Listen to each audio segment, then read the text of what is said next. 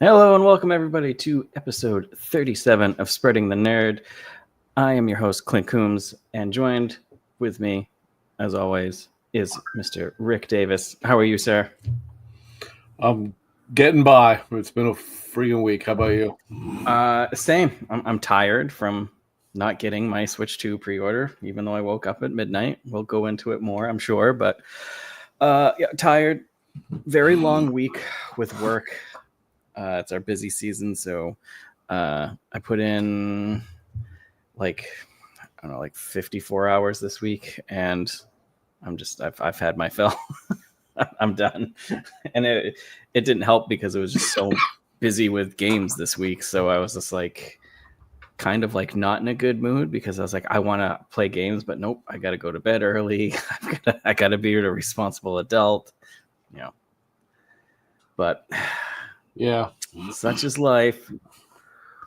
yeah. So much for my philosophy that it wouldn't be that bad to get. Yeah. Oh God, yeah. We'll go into that in a little bit. But first, what have you been playing? Anything to get you by this week at all? Just a little bit of KCD, a little bit of Oblivion, and then I was messing with Days Gone Remastered a little bit before I came in. I wanted to check it out and see how the Horde Assault mode worked and all that stuff. That's about it. Nice. How does that work? Is it like just a mode or? Yeah, it's a new mode to remastered. It's basically like it's kind of like a Horde mode mixed with a but whereas Horde modes are typically tower defense, this is not tower defense. This is running around like a section, like the open world map, but like one of the four sections of it. But it also has some roguelite elements in terms of you'll get like random like side quests that pop up. Like it'll be like for example, when you first start, the first one is always fight to your bike, which the bike's like like 300 meters ahead of you or something like that. And if you complete one of those side quests, it'll replenish your ammo, it'll give you some health items, stuff like that. But it randomizes what they are, and then you'll find chests throughout the map that it'll be like, hey, have X amount of points, and then it unlocks it. And when you open it, it'll let you choose between a randomized weapon, a randomized item, or I don't even know what the third item is, or the third thing is. But like I had it, offer to give me like an extra 20,000 points or something like that, and you pick one and stuff like that. And the horde that attacks you is like progressively gets larger and larger as it goes. So you have to stay on your toes because if you ever got to the point where the horde shows up in that game, they swarm you very, very quickly. Yeah, that's actually sounds pretty cool, and that's still only single player, right? For that, that actually it sounds cool though. Yeah, it has. I mean, none of them played differently that I can tell, but it has something like 35 skins or something like that to pick from. Oh, okay. There's a lot of them, but unlike the challenge mode that they put in the PS4 version of the game, where the characters have different loadouts and stuff like that, it seems like it's just skins here. Like they don't play any different. But as you go, you also unlock. I forget what they're called, but injections is what they're called. They can give you improvements that give you then less points, or they can give you detriments that give you like percentage bonuses to your scores and stuff like that. So it's actually pretty cool. And then as you as you do better and better, you'll unlock more and more of them and stuff like that. I messed with it for like 20 minutes, but it seemed pretty cool. And I was like, you know what? People can bitch and moan about the PlayStation remasters, and I'm not saying there's not valid reason to do so, but if they keep throwing in modes like this and no return in Last of Us 2 and stuff like that, people cannot bitch about the $10 upgrade because you're definitely getting your no, especially if you already have it, because it did seem like a decent upgrade anyways. So yeah, $10 for higher stuff isn't too shabby. That said, before we go any further, I have a package. Got fan mail open. This is from one Ellery Woods Parker III. Hey Alex, thanks for popping in. And everybody else here, thank you. My knife here. See what's going on. Now cut away from yourself now. Be safe. I could slash my throat with this, and it would probably do more damage to the blade. This blade, this is a work knife. This blade is genuinely probably 10 years old. I'm not sure if this would be considered work, and I have to pay for your hospital bill or something. Do we get health insurance? I didn't know that. Terrible health insurance. Yeah, well, everything straight to deductible. Couldn't be any worse than where I work. Well, look at that. It's a Metal Gear patch. Oh, sweet. Thank you, Ellery. Nice. Looks as though it is Velcro, so that's good. Awesome. Doesn't stick to that, but I will find a good place for it. Thank you. That's cool. I appreciate that. I don't know if will it stick to the top of your hat at all? Probably not. Nope. That's pretty sweet, though. That's awesome.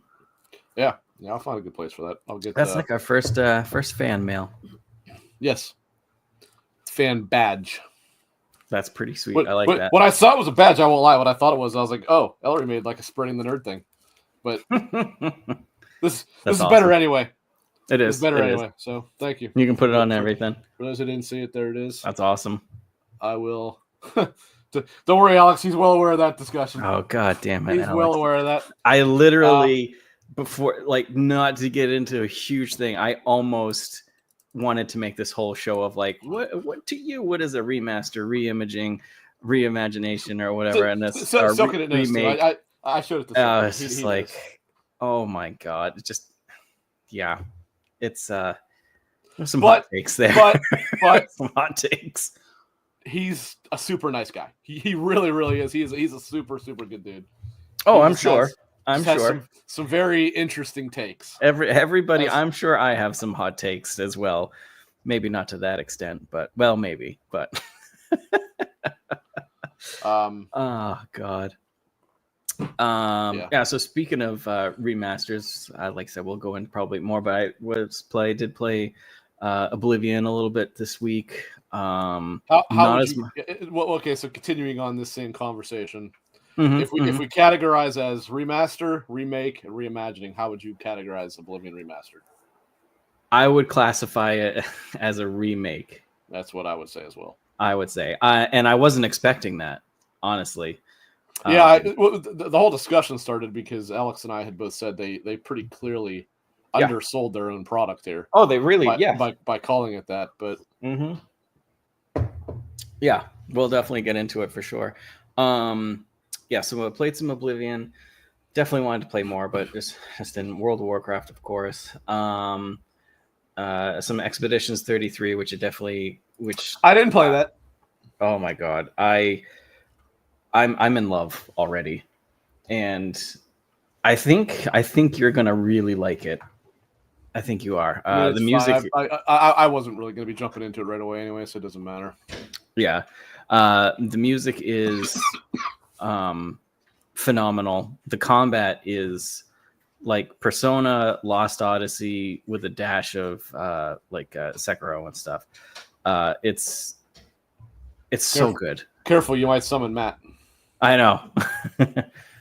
And someone just like if we say two certain words, we know it'll summon somebody else. I thought that somebody else said he would be here. Actually, I'm sure he will be at some point. I actually got a shout out to Baden when he gets here, because he did the ice challenge as well, and he went over the top and had one of his friends stand way above him with a bucket of water and dump it on him, and then he threw the bucket on him as well.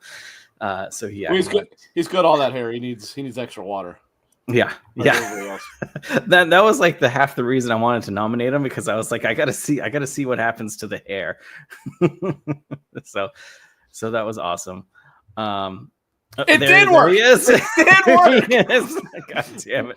Wow, that was funny. I was actually, when I was playing Expedition 33 earlier, I was thinking of Matt, because I was like, I wonder if he likes RPGs, because if he likes RPGs, he's gonna love this, because it has that touch of Sekiro in it, and that when you defend, you. Well, I'm assuming he does based on one of his answers to Question of the Week, but we'll get. What do you want?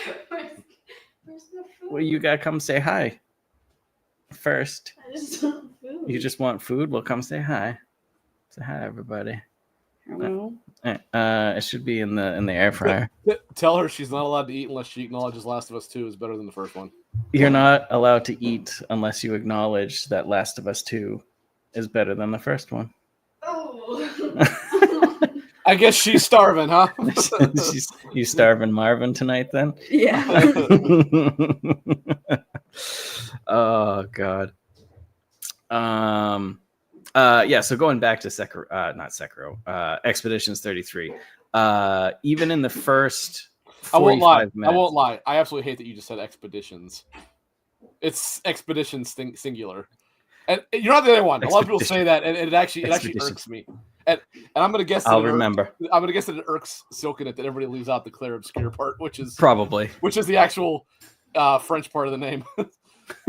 Probably. I'll train myself. Probably the first 45 minutes in that game gave me more feeling than some entire JRPGs and storied games altogether. Just phenomenal. The set pieces. I just freaking love it already. And so I'm only in about 3 hours. In common discussion, I typically refer to it as Claire Obscure. I leave out the Expedition 33 part. So we are toast brothers, if you will, in this. You can be the baguette, I'll be the white bread. So very, very good game. It is on Game Pass, but I initially played it on Game Pass on PC, and it is definitely a controller friendly, which I can hook up a controller, but I don't know. I just felt like I wanted to play it on the couch on the big TV, sit back, relax. Evidently, the collector's edition is very heavy and requires like a ship to transport, because that's the only explanation I can get to as to why I'm not getting my copy until yours Sunday. yet. Or else it's coming via Pony Express. That's also possible. Yep, but probably. One thing I did notice on the PC when I had the DLSS on, it actually muddied it kind of. And then I was like, you know what? I just want to play it on the console. So I got it on the PS5 Pro. Like Alex says, PS5 Pro is the way to go. I tried it on quality for a bit. It looks great, but I honestly think it looks a little bit better on performance mode on the Pro. And of course, you get the 60 frames. I'm not sure what the resolution is, but it still looks fantastic. So definitely played that. I will definitely be playing that a lot more. Also, I think it's like $50 too. So I just had extra. But unless for me, then it was 150. But yeah, I tell you what. There's the Lumiere edition or whatever. Yeah, and I tried to get it, but I waited because it was in between that time of me moving and stuff. So you're not getting it now. So no, and I was like, it's okay. And I honestly wasn't expecting it to be this good, and I wanted it to be, and I knew I was going to like it. And so I am very mad that I do not have it. And apparently there's, I'll be honest, I don't know if you were getting it anyway. It actually, and I don't mean that being a douche. It was not easy to get. It's sold out very quickly. The only reason I got one, when I went to get one, I was like, oh shit, these are all gone. I happened to log onto Twitter at just the right time. David Vink, who's a JRPG guy, happened to post that GameStop put up another round of pre-orders, and I saw it maybe a minute after he posted it. So I was like, all right, I'll give it a shot, and I actually got one. I thanked him. I was like, hey man, I appreciate you sending that. I had never even tried. Matt, that hurts me. That hurts me, Matt. Get moving on that. You're starting. No more Sekiro for you until you finish Last of Us 2. I have spoken. Apparently there's a UK edition as well, and it is like super rare. I was on eBay earlier, and there was a couple copies on there going for $1,200 on eBay. I was like, Jesus Christ. I'll look it up. I know there is a different one. I know, but yeah. If I remember correctly, I think I saw it, and I think I actually liked the North American one much better. Oh, really? I didn't look into it to see what it looked like or anything. I just noticed. I was like, holy shit, this is expensive. And then, of course, today I just found out as well that Breath of Fire 4 Capcom PS1 RPG is now available on PC, so I can play it again because that game is phenomenal. And if you are a fan of RPGs and also nostalgia, like old 16-bit, 32-bit ones. Well, so actually, real quick, hold on. Let me. For those who want to know, this is the collector's edition. Inquiring minds for North America. All right, let's see it. Hold on. Should be that one. Yes. So it had comes with basically comes with the Lumiere edition, which is these two together, jealous. I think, as well as the Steelbook. That Steelbook is so good. I have something to say about Steelbooks too. And then it comes with this is a music box statuette. Oh, I'm even more jealous now. Yeah, so it's whatever the paintress paints her thing, and then also that journal. Now, my guess is I can't say this was for sure. I believe that the Lumiere edition is probably everything except for the statue. Like it might come with the journal. Let's see if it says it. That's so. Oh God. Lumiere edition. Yeah. The Lumiere edition has everything except for the statue. I'm almost positive that's completely sold out as well. I love that Steelbook. All right, now I'll stop sharing this and I will try to find the Europe one. That just happened to come up when I was looking for it. I don't think I played anything. I thought I did, but I guess not. Maybe I didn't. I don't think I did. I just didn't have enough time this week, and then it's just sleepy from. I'll be honest. Too. That might be a misnomer. There may not be a different one because I'm not seeing it anywhere. Interesting. Like that is the only one that I am seeing. Let's see here. I wonder if Here, I'll check Bandai Namco. Not Expedition. Or not Expeditions. Expedition. Yes. Also, it's Clear Obscure, not Expedition 33. Let's see. What does this look like? $2,000. Yeah, I saw it though, and all it was a picture of the box. Yeah, that's all I'm seeing. So it might be what's in it. It might be the same thing. Let's see. Select your country. We'll say we're in French. Yeah, why not? Hopefully, it doesn't change to French. Okay, it's certainly not Hollow Knight. This is true, Silkenet. This is true. It doesn't let you choose it. Actually, let's try something as a experiment here. Uh-oh. Oh, that's right. Never mind. I'm on the Europe site. There's a 2010 Ford Expedition for sale for $339. That's also what pops up. I'll get the question of the week. I think that this is the same thing. It's the same thing. Why? So here I'll tell you exactly why. Tariffs. No. What would tariffs have to do with Europe? This is interesting. Now, this is about the Lumiere edition, but I assume that this also would then extend to the collector's edition. The Lumiere edition is available in the U.S., Italy, Spain, and Portugal, and that's it. Really? So that's probably why somebody probably trying to sell it in the UK is probably jacking the price up because they had to import it from. Yep. I mean, obviously they were able to get it from somewhere else in the European Union, but not. Well, though actually UK is not the European Union. You get what I'm saying. God, I want that. But that's so bizarre because obviously, whatever the hell her name is are French, and then Kepler is English, I think. So Kepler is the publisher. Yeah, and also the fact that this is the dev's first game, just amazing. It is not. It is their first game as a developer. Every one of them are experienced developers. Yeah, like I'm not saying it's not impressive. I'm saying I'm seeing people act like these are fresh new faces in the industry. Right. No, they're not. They are well-developed developers or well-established developers at this point. Yeah. But for a first developed team, it's like Silkenet also sold 500,000 copies, and especially for being on Game Pass, that's pretty impressive. I guarantee you they're regretting that decision now. I was thinking that earlier. I really was. I understand why they took the not them. It would have been Kepler that made that call, not them. But they probably took it realizing that on Xbox you're just not going to sell games. and particularly a JRPG. As much as that fan base likes to cry that they don't get them, they then don't buy them when they come. Right. But then they did this and probably cut off their own legs to do it. Yeah, I was thinking the same thing because I was like, this game is just amazing, and it reviewed fantastically well. So I'm like, damn, I'm sure they got a chunk of change, but I'm sure they would have gotten. Well, it also depends whether they're one that it's a flat rate or a rate based on player usage or however that. They're so vague about all that bullshit that it's hard to really make heads or tails out of it. Yeah, it certainly is.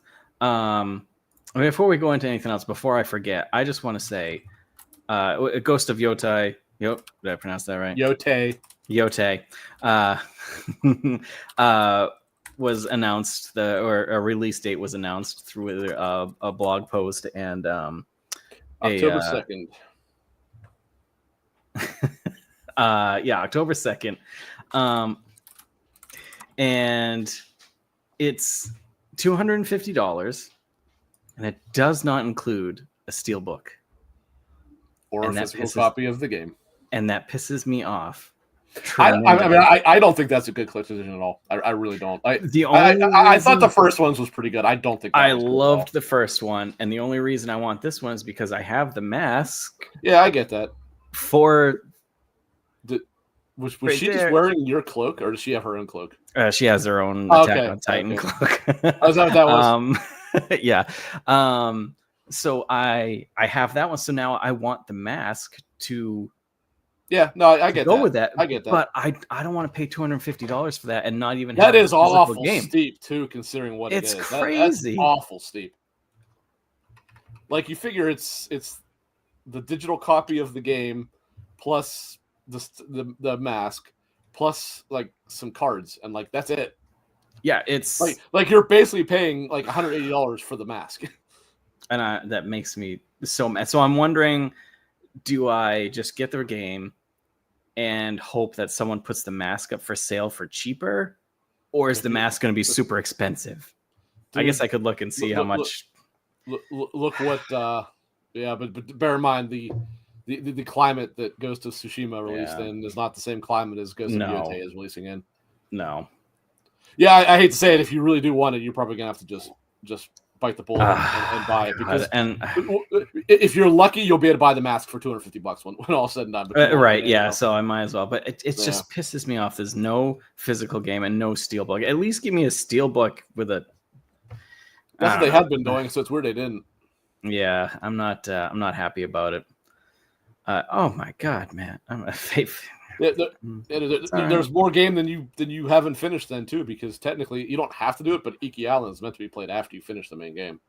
Mm-hmm. Iki Island's awesome too. Yep, fantastic, so good. Shall we get into anything else you want to talk about to get just randomly talk about before we get into subjects and our question of the week? No, but actually we'll do question of the week first, because I almost forgot about it. So thankfully we did have a few people that jumped in today to answer, because otherwise I was gonna be like, well, this one was a fail. There goes another one. All right, so question of the week from 2 weeks ago was, I just kind of threw it together at the last second.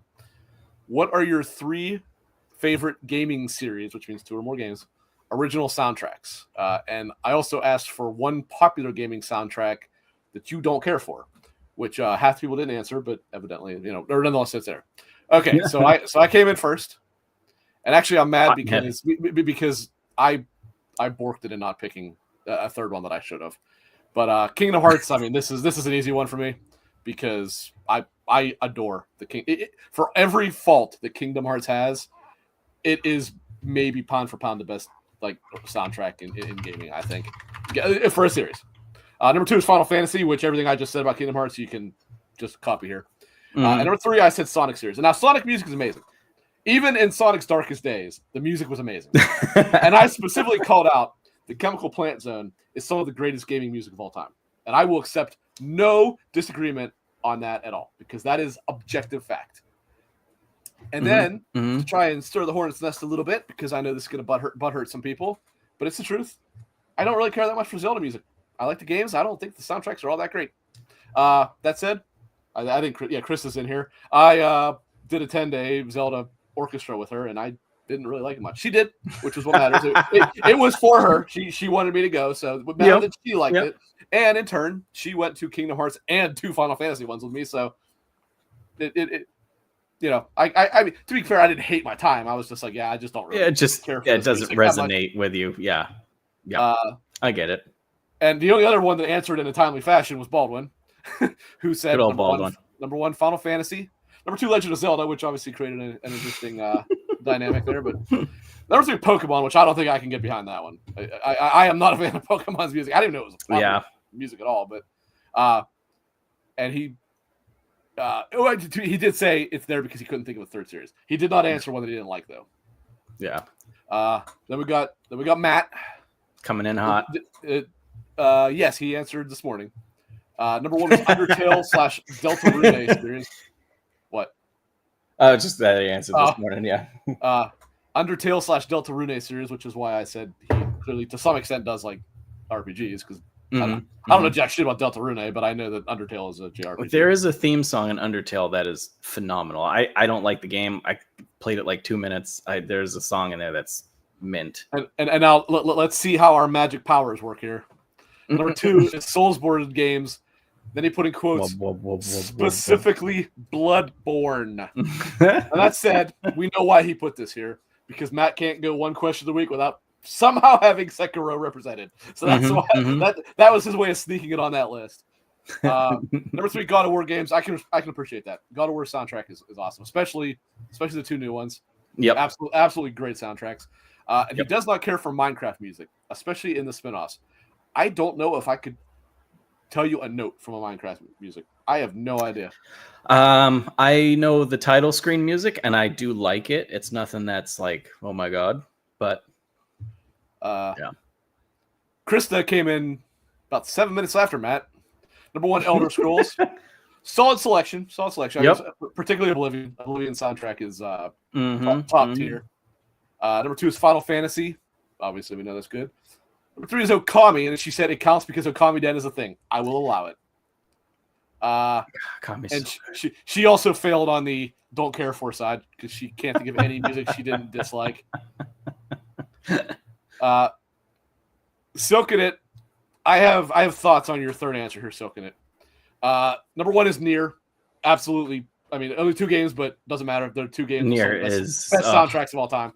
Yeah. Final Fantasy we see is getting some heavy selection here. The only one who didn't pick we knew it was going to happen. Yeah, the only one who did not pick Final Fantasy was Matt. Booed him. As third, he said he would put Death Stranding, but 2 is not out yet. Death Stranding, I don't think even counts because that is licensed music. There is some original music, but what you're talking about is the licensed music. Yeah, see, I haven't played it yet. So is there licensed music in it? Oh, yeah, actually. Yeah.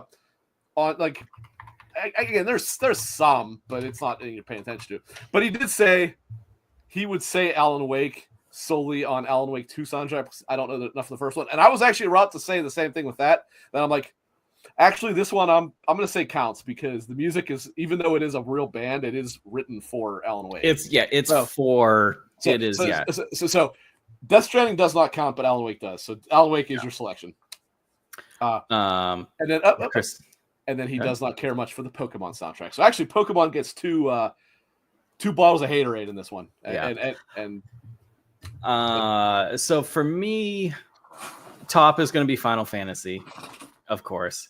Those ever since Final Fantasy VI have stuck with me for forever. You gotta excuse me. I have to start the divorce filing papers. Why? What did? Because we don't say that. We don't say that around these parts.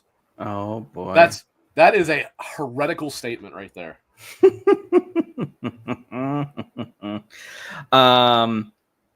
And I'm just gonna leave this up here, or I'm gonna start. I had to take it off to. Yeah, that's fine because Ellery asked a question, so we'll get in there, and then Matt got one. Maybe Matt has got a good question for us. So Final Fantasy for sure, and second for me is the Doom series. I love the Doom music; gets the blood pumping. Doom's got a good soundtrack. Yep. there's a title, The Only Thing They Fear Is You, I believe it's called. And every time I listen to it, isn't it? Yeah. Yeah. Every time I listen to it, I feel like I could take over a small country by myself, and it's so good.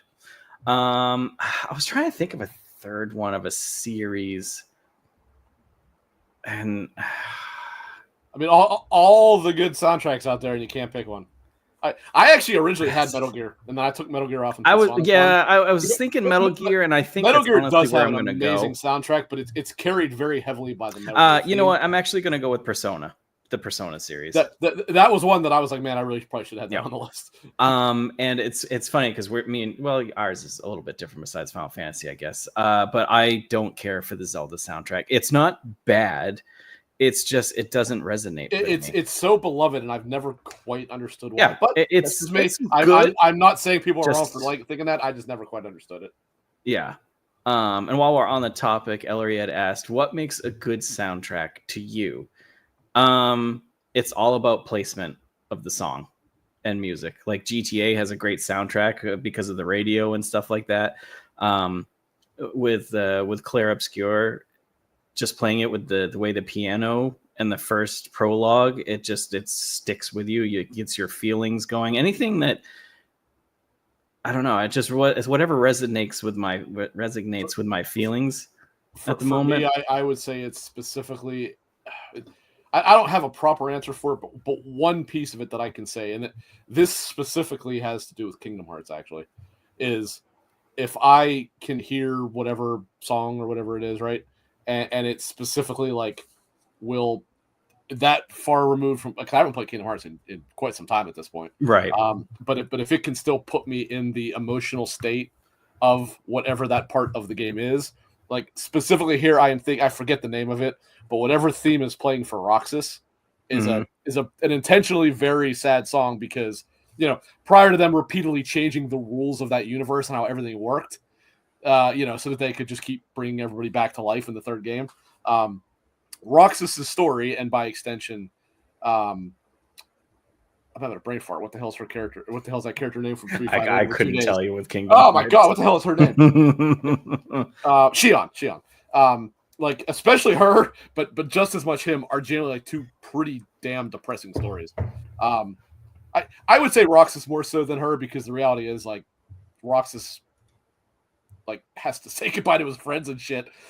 And when I hear, like, I can't remember if it's called, is it Vector of the Heavens? Maybe is that's the name of a track. I can't remember if that's his track or not. But it's like it's generally like a depressing ass song when you listen to it, and it can, you can tie it into that the whatever parts of it the game it plays, and it's like the Kingdom Hearts is. I would imagine when she retires, what the hell is it? Yoko Shimomura, I believe is the name of the composer. I would have to think she'll consider it her greatest work because the reality is it's a masterpiece. It really is. It's the way that she was able to create new, plenty of new music, obviously, but then at the same time tie it into all the Disney stuff too. It's just, it's brilliant. Like what she accomplished was truly, truly brilliant. I will say I haven't really played the Kingdom Hearts games, but I've listened to their soundtracks, and they're very, very good. I mean, they're top quality. Like there's very little that's much better than that. So Freight Conductor in chat, no love for the Halo soundtracks. I thought about it because the Halo theme is, to me, super iconic, and if I hear it, I instantly get memories of playing Halo. Stuff like that. I think but I think that's it for me, anyways. Is just that iconic. Well, there's that one, but then you kind of forget about it because you just kind of attribute it all together. But whatever the theme is that in Halo 2 they had Joe Satriani record is pretty freaking banging too. Yeah, but it just feels like. Yeah, like not the main. And that's what I associate. It kind of is the main theme, but it's not really. And that's why I associate that was that da da da da, and the Halo, the voicing and stuff like that is I consider that all like one, but I also consider that like the entire Halo soundtrack. Like I don't remember any other pieces Like, I just remember that for the entire series. The other thing about it is, and this was 100% Bungie's fault, their sound mixing was terrible to the point you couldn't even hear it half the time. Because the music was always so low compared to everything that was going on around you. Like, specifically that part I was just mentioning with the, it's from Halo 2. It's when you're in the Scorpion tank on the bridge, not at the end, but midway through the game. That's when it plays it, because you're trying to take back the city or whatever the hell it is you're trying to do at that point. Yeah. And it's hard to hear because all you hear is all the battle going on around you. And meanwhile, like, there is a guitar on fire in the background, right, and you just can't hear it because of the damn game. I'll give that to you, Alex. Destiny music is better than Halo. I won't. As a whole. I won't even acknowledge that insanity. Like I said, as a whole, I would say yes. However, as like an iconic sound, honestly, for an iconic track, the Halo main title theme is probably one of the most iconics of all time, probably. And I mean, not to be clear, Freight, I mean, I do very much like Halo's soundtrack. It's just, as great as it is, it's not even on the same level as at least Kingdom Hearts and Final Fantasy. I mean, right? Yeah, maybe above Sonic, but I would actually put Persona above Halo for me as well. I'm gonna have to listen to Deep Stone Lullaby now, but and see what it is. I don't know it by name. I'm sure I would probably know it to hear it. And by name. Since we're on the topic of Halo, and we were talking about hot takes earlier, one of my incredibly hot takes is I like Halo 2, but I also think it's a poor entry in the series. That's interesting because I've actually reversed on that. When it came out, I was like, this is the most overrated game ever made, and it's not even close. But when I played it again, I'm like, you know what? This is actually a lot better than I gave it credit for. I think when I played it, I was so jacked off that the all the stuff doing with the flood was so bad in Halo 2. It was worse than it was in Halo 1. Nothing was as bad as the library or Keys, I think was the name of the next to last level. But the use of them in general was terrible, and I hated that so much. But when I played it again in the Anniversary Collection, I was like, this really is better than I gave it credit for. Maybe I should play it again. Plus, I will say, I was and remain to this day butthurt that the assault rifle was taken out of that game. Oh, yeah, for sure. So, yeah, maybe if I play it again, like I said, I think the last time I played it was literally the way back in the day. I haven't played it in the Halo. That remake's actually very good. Yeah, and honestly, it's insane watching the cutscenes made by Blur, like seeing the incredibly high detail grunts and stuff like that. Or not grunts. I'm sorry, brutes and stuff like that was awesome. Yeah, great. I've been wanting to play through the series, but of course, playing through old games like right now is just like suicide. It is hilarious you say that. That is hilarious you say that, and Alex is going to know exactly why. One of Joe's many hot takes is you shouldn't play old games. That one just I don't get it. I don't get it. We're not gonna go there. We're not that's like, and I'm just throwing it out here. I know we keep beating a dead horse of like going on and on, but that's going out there. And Captain Logan, love him, awesome over on XAP, but saying that Halo oh my god. Infinite? Nope. Oh my god. The prequel. Oh, Reach. Halo Reach. That he doesn't think Halo Reach is good. Or that's the worst on the series for him is wild to me. I repressed that memory, actually. I totally forgot he said that. Yeah, because I think Reach is easily the best campaign in the series, and I don't think anything else is even close to it. It's so good. And it's such a hot take. Like Alex said here, the best part was Joe said that while he was replaying Yakuza Kiwami because he was trying to platinum it. Oh my god! Oh boy! If you're watching, Joe, we got to pick on you, man, because that's a take. Yeah, that is a take. I mean, we've all got hot takes. Like I said, Halo 2. That one is the hottest, though. That and no 2D and pixel art is bad are the hottest of takes. Like it's hard to get much hotter than that. That's rough. Oh, geez, we see. I said Captain Logan, and here comes Luke, and you summoned the XCP. Oh boy, I'm in trouble now. But yeah, if you don't mind, I would like to pose my question of the week for next week because I don't want to forget it. I thought of a pretty good one. Okay, that ties into what we're going to be talking about today. Alrighty. All right, so everyone listen to closely because there's a little bit of a rule to this. Oh, I want boy. to know. It's you'll understand why when I say it. I want to know one and only one. I don't want to hear multiple things. A game from the past sometimes. Baden, do not say Bloodborne because that is not a valid answer here. I yes, so can it. He is. A game from the past, preferably not necessarily one that you liked, but one that you liked the idea to, but maybe execution was bad, that you would like to see remade and fixed. I have a very, very, very good answer for this, actually. So, not technically a good game that you want remade, a game Correct. that's kind of mediocre that if it had a remake, you think it would do much better. It can be, I mean, it kind of defeats the point if it's a game you loved, but it can be a good game. It could be a horrible game, which in my case it was. But you look and go, there was a brilliant idea there and they didn't execute on it. And I would love to see somebody now like add on take to it. Take that, fix it up, obviously put a new coat of paint on it, blah, blah, blah. Okay. When you see my answer, you will go, that actually fits the description of what you're saying. Final Fantasy IX. That is correct because I know that's what he's going to say. First of all, Final Fantasy IX probably exists anyway, so we don't want that. Got it better. I would it doesn't have to be bad. Let's say this way: don't pick something that you think was great. Even if you played it and thought it was good but really kind of flawed, that's okay too. I've got one. But better. I'm going to guess there's a possibility that you actually may have the same one as me. I guarantee you it's not. Really? Because the one I picked's a little bit of a deep cut. Not unheard of, but a little bit of a deep cut. Okay. Here, I'll tell you in the private chat, and you can just tell me if it's the same one. And then I just wanted to briefly touch as well, because Ellery mentioned it in chat. Marathon came out this week. Okay, that's all right. That's not the same one then? It's not the same one, but that is a very good pick. That is perfect for this, isn't it? That is very good. Yes. And I would love that actually. Yes. So yeah, we'll write that in the questions of the week in the Discord. If you have any questions, because I understand that is a little confusing, you can ask. Yeah, we'll type it out.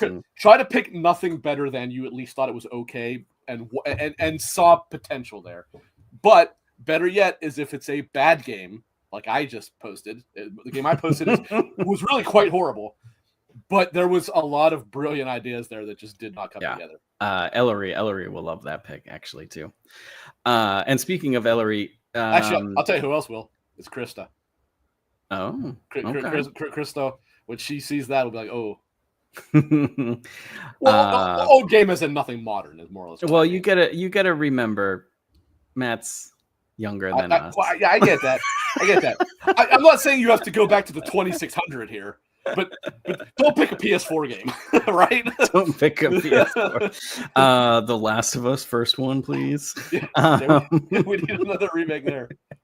I'm surprised you haven't thought of it, Krista, because it's something I have actually on brief occasion talked to you about in the past. And Ellery had mentioned in chat, they just yelled out Marathon. That came out, and I don't think you got it, the alpha, but I don't think you've played it, right? I played one match. Oh, okay. I've got I did play that for about 3 hours this week, and I will tell you, when I first started playing the first round, I was left unimpressed. I thought the user interface and menus were a little bit. User interface is horrible. That is one of the worst I've ever seen. It's very, and it's confusing to me, and I know it's stylized, that they want to go for a style, but I don't know. It needs some cleaning up for me. It's very busy, so it takes it away from the game for me. But I got used to it the more I played. I didn't like how slow the characters run. I am not a fan of, while you're sprinting, you can't strafe at all. But I got used to that afterwards. And after I played, and I didn't even realize there were, because I went into it pretty blind. All I knew was like it was a exfil type of game. And I didn't know there was actually other runners that had different abilities and stuff you could choose. So I found that out, and I started playing with a different character that I clicked with a lot more, like a stealth character. I believe Ellery is playing the same one, Void. And that clicked way more for me. So now I'm like 3 hours in, and I definitely enjoy it. It needs, for me, the user interface is a little bit over the top. It needs some work. But a lot of work. A lot of work. And I know it's their probably style. Okay on PC. It's horrible on console, though. Oh, is it? I see. I'm playing on God. PC. So is it like muddled on console, or what uses that same Destiny style cursor thing? And it's like, but unlike Destiny, at least, I mean, I know Destiny at times this is the case, but typically in Destiny, when you're in your menu, you're usually in downtime, right? Like there's not necessarily a lot of downtime in this. Yeah. No. So it's bad. It's really bad when you're trying to, plus that, I mean, they could not make everything more obtuse as to what the hell everything is too. Yeah. But yeah, I can see where that would be extremely annoying on console, especially that type of game where there is no pause until you're dead. So I'm excited to where this goes. I did some contracts, leveled up a few, so that was fun. It was fun doing it with crews. I know I'm going to try and play with Ellery at some point this weekend, get a couple games in, because I haven't actually played with friends, just randoms, and it still was pretty fun. So yeah, it should be. I think it'll be popular because it's a Bungie game, but I think it's also to be honest, it's either going to stick and do really well, or it's going to bomb really right. well. There's and to be honest, I didn't, and I didn't think Ellery would like this game. To be quite honest, they were very excited for it, and I was like, I don't know. It's usually fast paced and stuff, so I'm excited, of course, that they like it. And like it a lot. So I'm hoping that maybe it does resonate with other people and it's going to draw a crowd in. The map is good. I do like the map, so it'll be interesting to see new maps and stuff. So yeah, it's good. It's good. Yeah. And then So my take is obviously not now. One area I completely disagree with you in is I hate actually that Call of Duty introduced that like omnidirectional sprinting. I think that's ass. So like I'm totally fine that you can only sprint forward. I had a friend say the same thing. Yeah, I have no issue with that at all. But obviously the shooting feels good. I mean, it is Bungie, so they are, if there's one thing they can do right, it's shooting mechanics. But yeah, it didn't take very long for me to discover that game is definitely not for me. But I did say I could see something there. I believe actually at launch this is probably going to be not very good because I actually think it's going to be a little more limited at launch than people are expecting. But if it survives that live service, have to get past initial push whatever, there, I do believe that there is something there that can be successful. I just believe that the people that decide to get it are going to have to understand that they're going to be playing the same couple of things for a while too. I know there's 3 maps at launch, only 2 in the beta or alpha. I mean, but 3 maps at launch, and I think a 4th one planned to come not long after. I believe is what I heard. And then obviously they'll keep going because it's not. I don't think the maps are anywhere near as big as like the ones in Tarkov, which is why there's. Oh no, definitely not. Tarkov is one map, and it's one enormous map. It's huge. So, yeah. So huge. Basically, every time you play it, it's different. But I think that again, I think there's a possibility that if it can survive the initial 6 to 8 months, whatever, I think it'll do okay.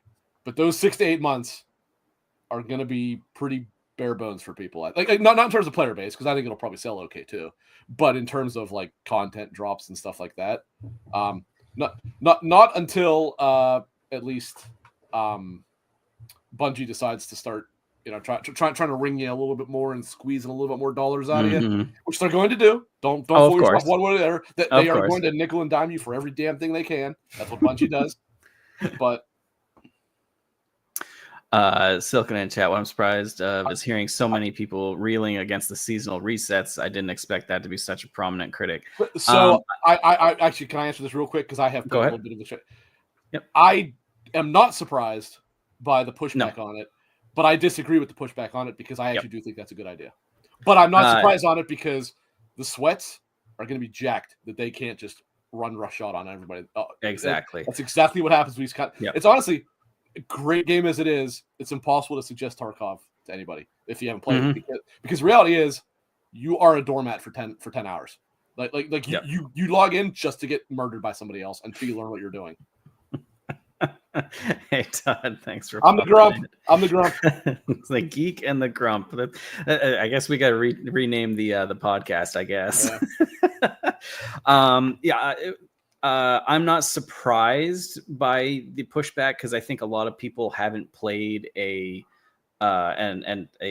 extraction shooter, and most extraction shooters, even though there's not many that are popular, do have seasonal resets for that reason, because if someone gets in there and gets full body armor, full backpack, then they're unstoppable. Yeah. You don't have a chance. So the only one who can stop them are the other top level ones. So you basically have to have that seasonal reset. You have based on what Travis said. I don't think it was this week. I think it was the one before, because he had got to go down to do the thing.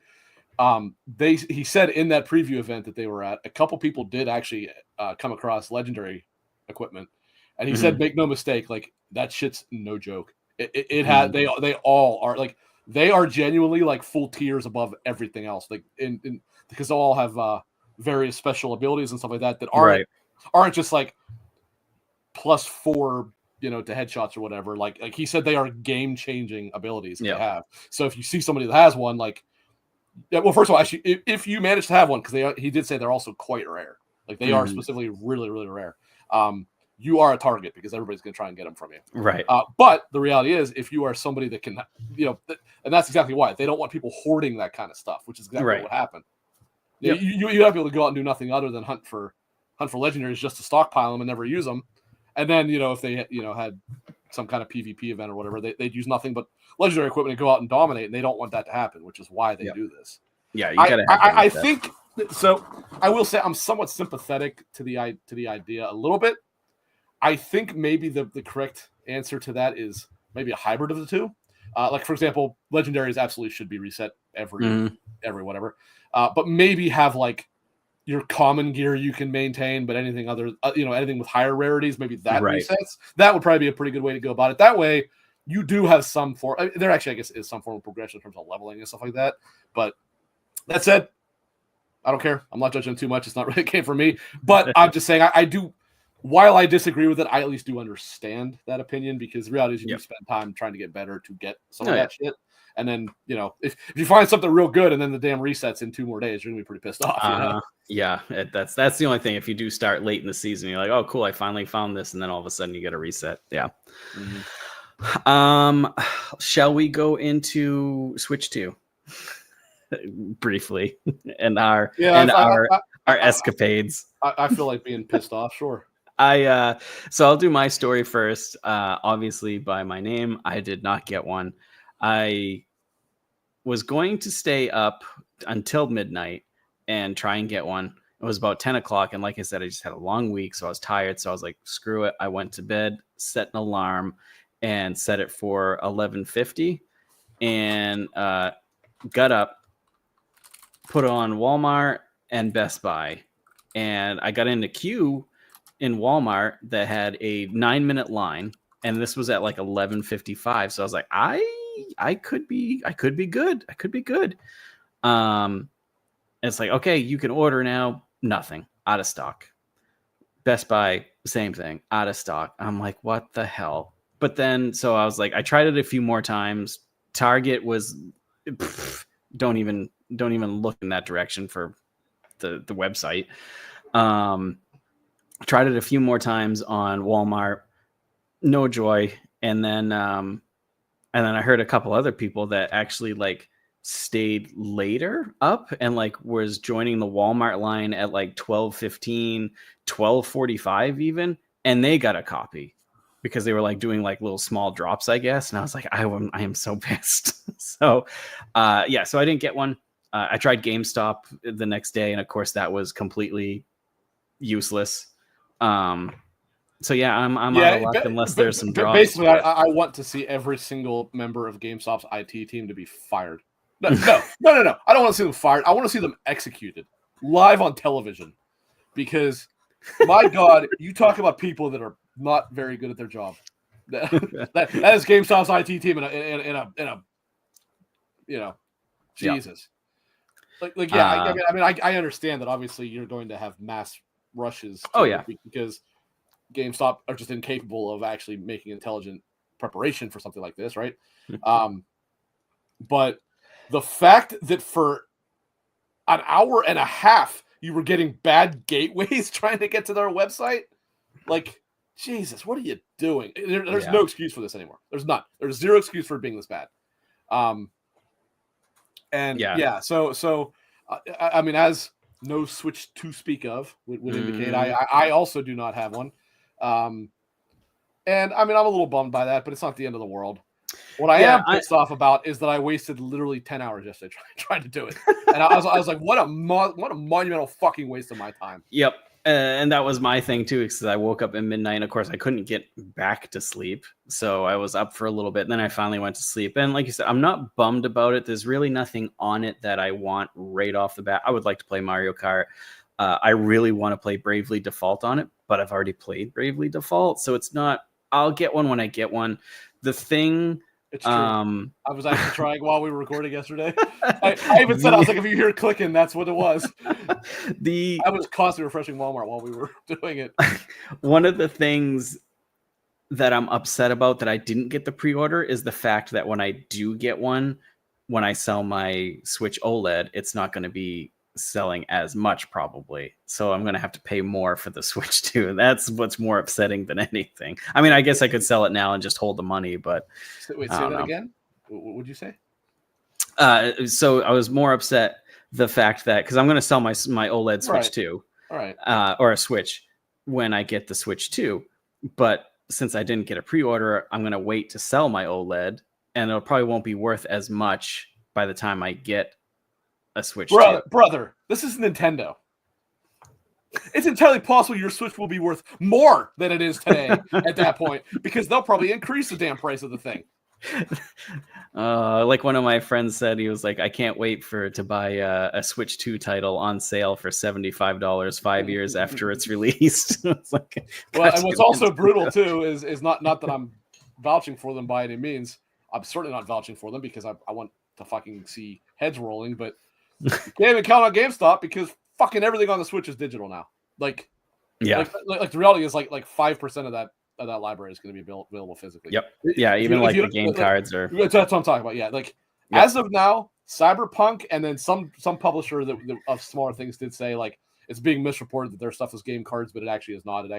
But that's it. Like everything else, and also I'm sure Nintendo's games are probably on the card. That's it. Mm-hmm. Everything else is digital. Yep, everything else is including Elden Ring, Bravely Default. All of them you put in the card. Yeah, because you can download those definitely could not fit on the card. They definitely had to make those digital. Yep. So yeah, I didn't get mine. Whatever. I will at some point, but my main attraction to it. I mean, I'm going to want Donkey Kong, but that is a month after it releases anyway. Yeah. And I mean, the big one is Metroid, but that's a ways out. But I mean, I would like to play. As much as I bitch and moan about it, I would like to play the 2 Zelda games on the Switch 2. Well, I shouldn't say it because I bitch about Breath of the Wild, but not Tears of the Kingdom. And Tears of the Kingdom is what I actually would play. Yeah. And then I was also hoping for, and it hasn't been announced yet, is that the Xenoblade Chronicle X there. Keep holding out for that one. I think it's going to happen, but yeah, you're right. And I think it'll just be a 60 frames per second thing, I think, because the code is written in there. It'll just be a patch, I think. And that's fine. Hopefully it's just a quick toggle, then I don't have to pay for it, but that's what I want. But yeah. So yeah, no Switch 2. I'll get one when I get one. Hopefully we'll see some drops again before they come out. I don't know if we will or not, but I mean we did with like PS5s and stuff. Yeah, we did. So hopefully but again, we are talking about Nintendo. So who knows? I wouldn't be surprised if, for reasons that only Nintendo knows, they decide to route their shipments through the moon first before they come here. So, you never know. Yeah. So yeah, I'll get it when I get it. I didn't pre-order any accessories or anything like that. There's no point. Well, but I mean, the one that you wanted would be a Pro controller, and you probably weren't getting that anyway, because that sold out just as fast as the system did. Oh, did it? I didn't see that. That's how the other one went. Unfortunately, I lucked out when the other one was coming out, and that I was friends with the manager of our GameStop nearby, so he told me, he's like, yeah, if you want this pre-order, and I'll make sure you get one, and that's exactly what we did. Because I told him I'd go to the midnight sale, which I did. But they closed that one recently, and he's in a different store now that I'm not going to drive out to because I don't feel like getting shot at to go buy a console. So anyone that knows, with the Pittsburgh area, it's the Edgewood store, and suffice to say, yeah, you'll get shot at out that way. But so I just kind of got to keep an eye on we'll see. Puts them up. Yeah, and actually, Walmart in particular. Well, actually, Walmart and GameStop really pissed me off. I mean, Best Buy and Target and all them were sold out by the time I was even awake, and I wasn't getting up at midnight for it. Yeah. But GameStop, I mean, I was hardcore watching it and stuff like that, and the fact that I actually missed out on the possibility of getting it, because when you were refreshing it, it would say not available, but on occasion it would turn red instead of gray. But that said, how is your server so bad that when it actually works, it says the wrong fucking word instead of saying pre-order or whatever, or available, whatever the hell it was? And so I refreshed it. Unfortunately, because where I work, they have the fucking everything locked down on their firewall, so I couldn't use my work computer. I had to use my phone. Yep. I didn't used to. Actually, when I got my Series X, I got it while I was at work. Thanks, guys. I appreciate fucking locking everything of that down. Yeah, so I actually probably had a couple opportunities to get it, and because I didn't realize that, because their GameStop's fucking engineers are so bad that they couldn't get that to say the right freaking word, I refreshed it, and then all of a sudden it would be gray or whatever again, and I never got it to come up again. And Walmart, on numerous occasions, I managed to get it in the cart. And and a couple times I got it to go to the next stage, which is to process the payment. I thought I had one. And then every fucking time you would click it, it would say it's sold out. It's like, it sucks. Why? How can you get it in your cart and not have 30 seconds of it being held for you? Yeah. You know what I mean? Like there should be like, if it's in your cart, it's held. I understand you don't want to make it 15 minutes because of what it is. Right. But it's like you could have said you have 30 seconds to complete the payment. And understand, it wasn't like I was missing because I had to type in credit card information, because my credit card information was saved to the account. So all I had to do was click, click, click. And you're getting a lot of them lately, because the reality is I'm gonna start punching people soon with the way shit's gone.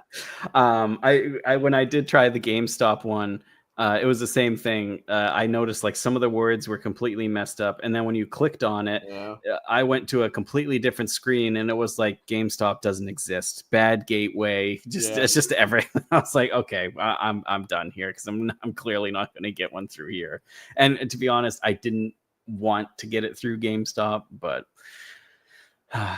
anyways, so this is 3 straight things now. 3 straight things. For you, GameStop has failed me. This one, the least issue of the 3 for sure. But obviously, Shadows, I mean, this is a well-documented case at this point as to what happened there. But the other one being, as I mentioned earlier, Expedition 33. Yep. Like, I don't care if I got it a day or 2 late. That's fine. Sunday? Like, what? and like, who's delivering it on Sunday? FedEx, actually. FedEx will come out on Sunday. FedEx is the one that says, actually, USPS will as well, which is weird. They didn't used to, but they do now. But the reality is, I understand my parts. I understand that maybe something happens and you can't ship it that day, because it probably was a fairly busy day. Yeah.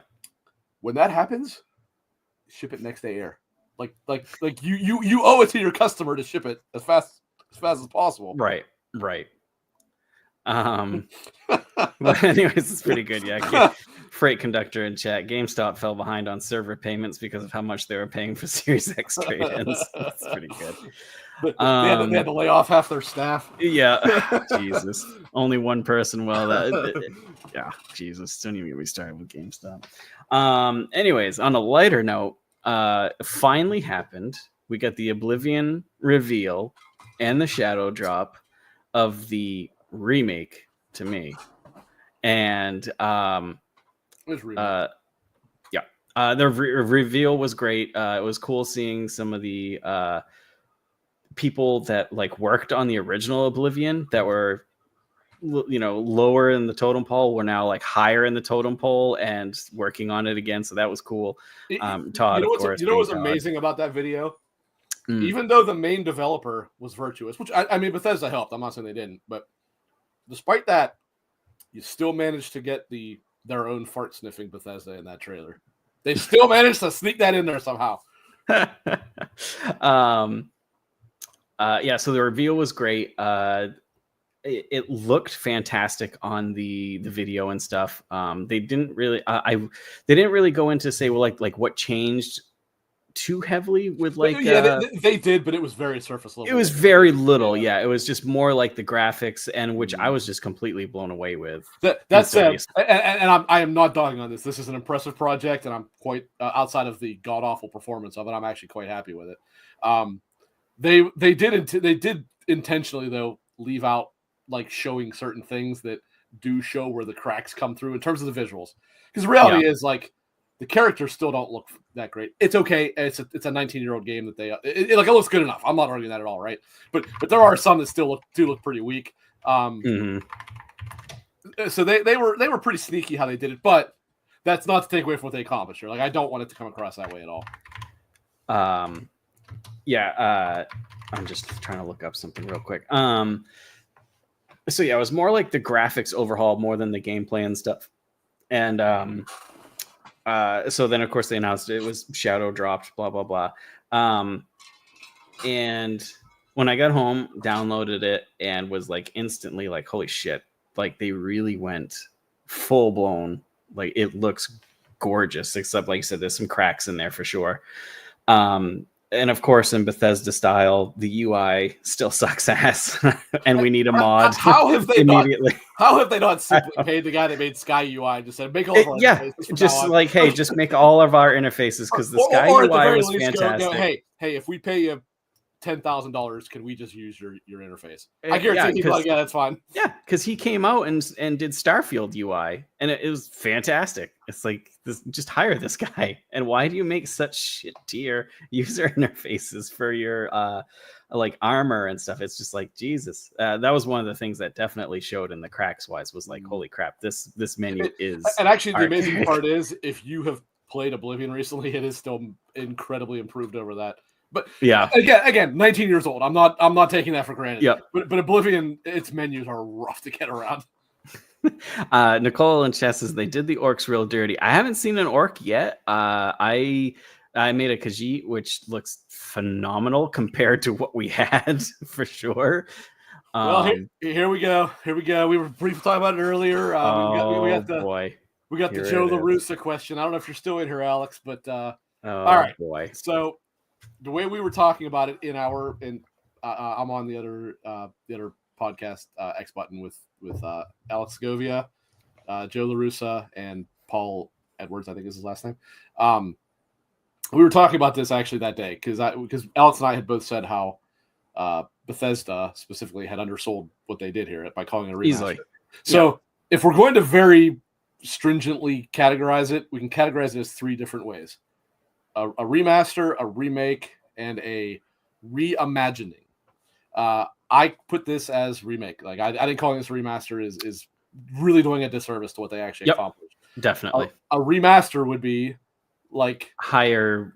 If they released it and said, you can now up it to 4K resolution. What Skyrim was 15 different times is a remaster, right? What they did here is a remake. They rebuilt the ground up. I can't even think now, Alex. When you rebuild from the ground up in terms of the graphics and maybe make some gameplay changes, I call that a remake.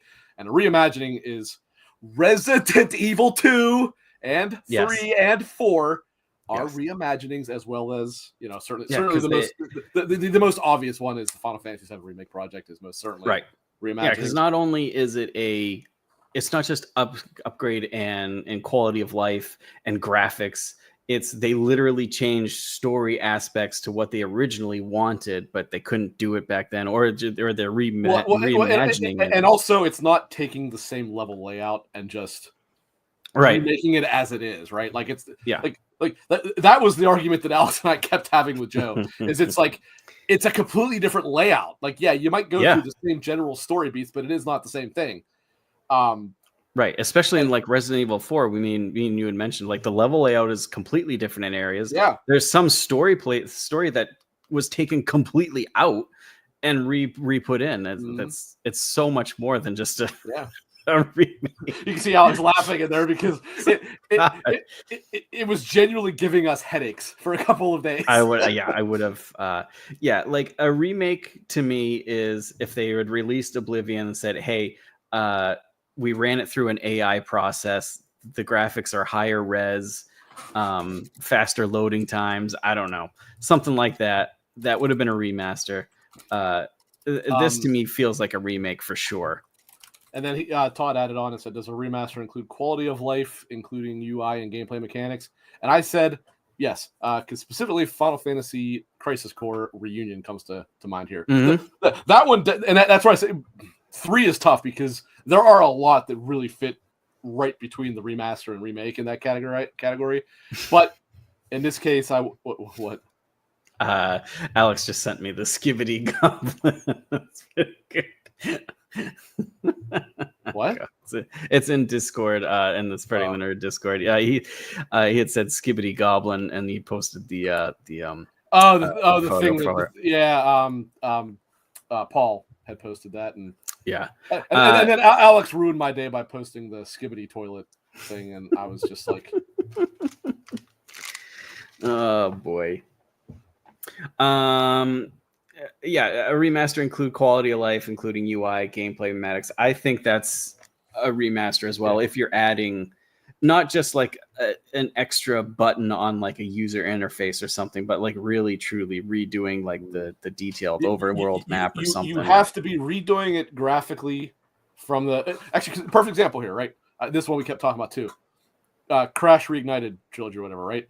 That is a remake, but it is like pixel for pixel, the exact same levels. Right. You know, I mean, they obviously redid the animations of that, but that is a remake. It's not a remaster because they redid the graphics, right? And then you got the one that everybody loves to talk about, but whether they like it or not, it is a remake, and that is Last of Us Part 1.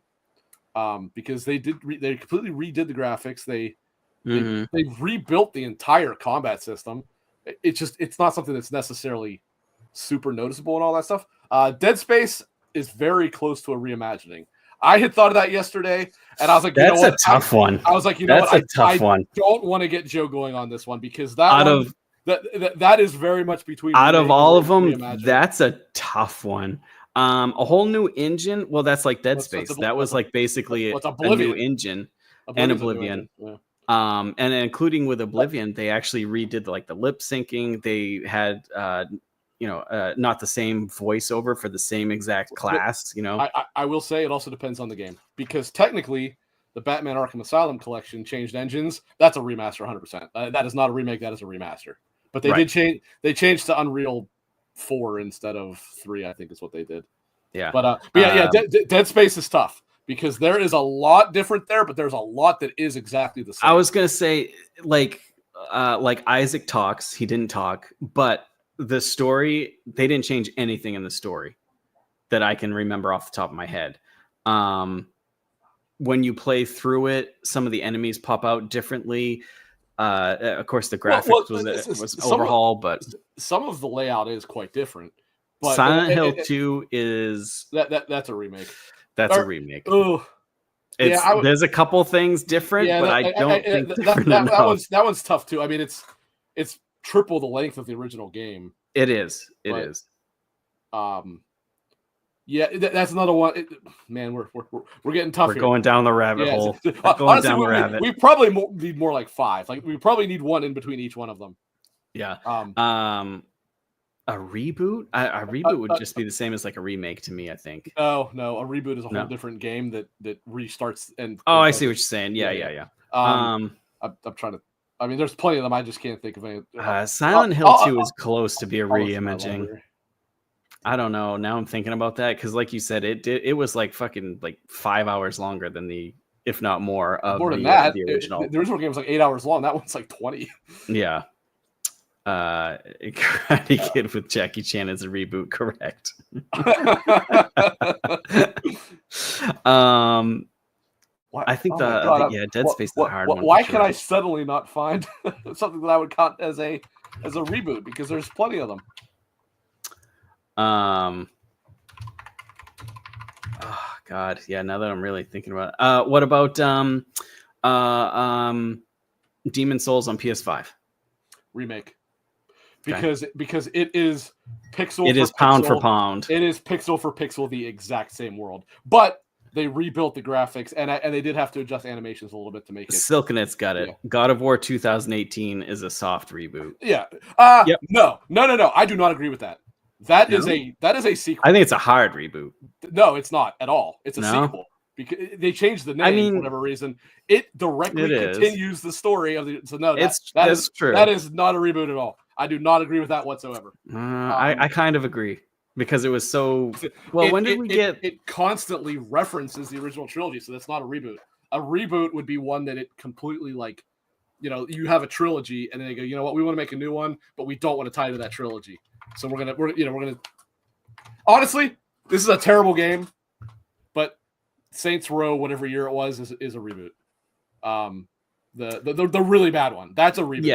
Yes. Where it was literally titled Saints Row. It was. I think they branded it as a reboot as well, and of course it failed horribly, sadly, because I love the Saints Row games. It was a terrible game, but the other ones did, even though they didn't tell like one cohesive story, they did actually have like a chronology to them. This one, like that one, totally throws that away and just restarts it. So that is a reboot. Yeah. Yeah, that's a good one right there. Yeah. Man, yeah. I hate that this discussion has like taken over my week. Like everywhere I am, it's all it's talked about right now. And and the thing is we've talked about it a couple times too, and it's always like, well, just to throw it out there real quick, not to get into it too deep, but it always goes into it deep. Yeah. So yeah, going back to Oblivion, I've only had a couple hours in that because once again busy. I love it. I went full on Archer. Archer feels really, really OP at the moment. Like I'm taking out everything with one shot, but I have to get further in to hopefully not to see if it does get harder. Todd, the Scream movies keep doing elevated sequels. Yeah. Are they still making those? Oh yeah. Yeah. Really? They just had I think it's two new ones. So like the grand totals like 7 now. I could be wrong. But yeah, the Scream. So yeah, I definitely want to get into Oblivion more. Lost my train of thought there. It's gorgeous, absolutely gorgeous. The user interface needs some damn help really bad. But like you said, they definitely undersold this. Oh, yeah. It is a remake for sure. If you were to be somebody that's not paying attention to the news cycle and all that stuff, and you just happen to log on to, we'll say the PlayStation Store because Xbox wouldn't matter. You just obviously play on Game Pass, but and saw Oblivion Remastered, and let's say you're a guy who kind of knows the vernacular, right? But not necessarily paying attention to the news cycle, or just simply miss it somehow. You might see that and just go, "Oh, that's a 19-year-old game now that's going to be, higher resolution and it's going to be a stretched out resolution." Yep. But so that said, I have really two primary complaints with the game. I love Oblivion, so I'm happy that they did a good job with this. I've long said I think Oblivion was infinitely superior to Skyrim. But the one issue is a pretty big issue. The other one is less so, but the less so one is something that I specifically was hoping for. But the big one is unquestionably this game needs some patches. The optimization and performance is pretty terrible no matter where you're playing it from what I've seen. But for me, I knew I knew it was a long shot, but I had hoped that they would put a survival option in this, and they didn't. And it kind of bummed me out because I like to play the Bethesda games with the survival option, so you have to, eat, drink, and sleep and stuff like that. And I actually thought it made, even though I didn't really care much for Skyrim, I thought it made Skyrim a far better game to turn that option on. And as I mentioned on our show yesterday, specifically, I want it to be the way that they did it in Skyrim, not the way they did it in Fallout. In Skyrim, it is an option that you turn on or off at will in the menu. In Fallout, it is tied to the difficulty, which I think was a terrible, terrible decision. Like, you have to play survival difficulties. Oh, poor Peyton. Sorry, continue. That's fine. So you have, like, if you want to play survival mode, unless you play them like just a mod as opposed to the official version of it, you have to play survival difficulty, which is like the highest difficulty. Whereas in Skyrim, for example, you turn on survival mode, it adds those things, and then you can still play it whatever difficulty you want. That's the way to do it. Yeah, but they didn't put it in at all, unfortunately. No, I'm sure maybe in a patch, like you said, maybe a patch. Maybe I'm sure there'll be a mod. Maybe, for it. maybe, but they did confirm there is no official mod support for it. That has been open mods. There will be, but no official mod support means it won't be available on console. Yeah, on PC, there's already Nexus Mods already has a bunch of stuff out already. As for how it runs, it took two messages of being here, and he's already brought it up. God. I have a very, very good PC, and I've got everything maxed at 4K, and it runs at the frames. However, it fluctuates like crazy. Yeah, that's pretty. So I know if I didn't have this, I know it would be a problem. Well, and I mean, because like when I was in the dungeon, I'm like, oh man, this actually really runs really well. They did a good job. As soon as you get to that overworld, man, it tanks.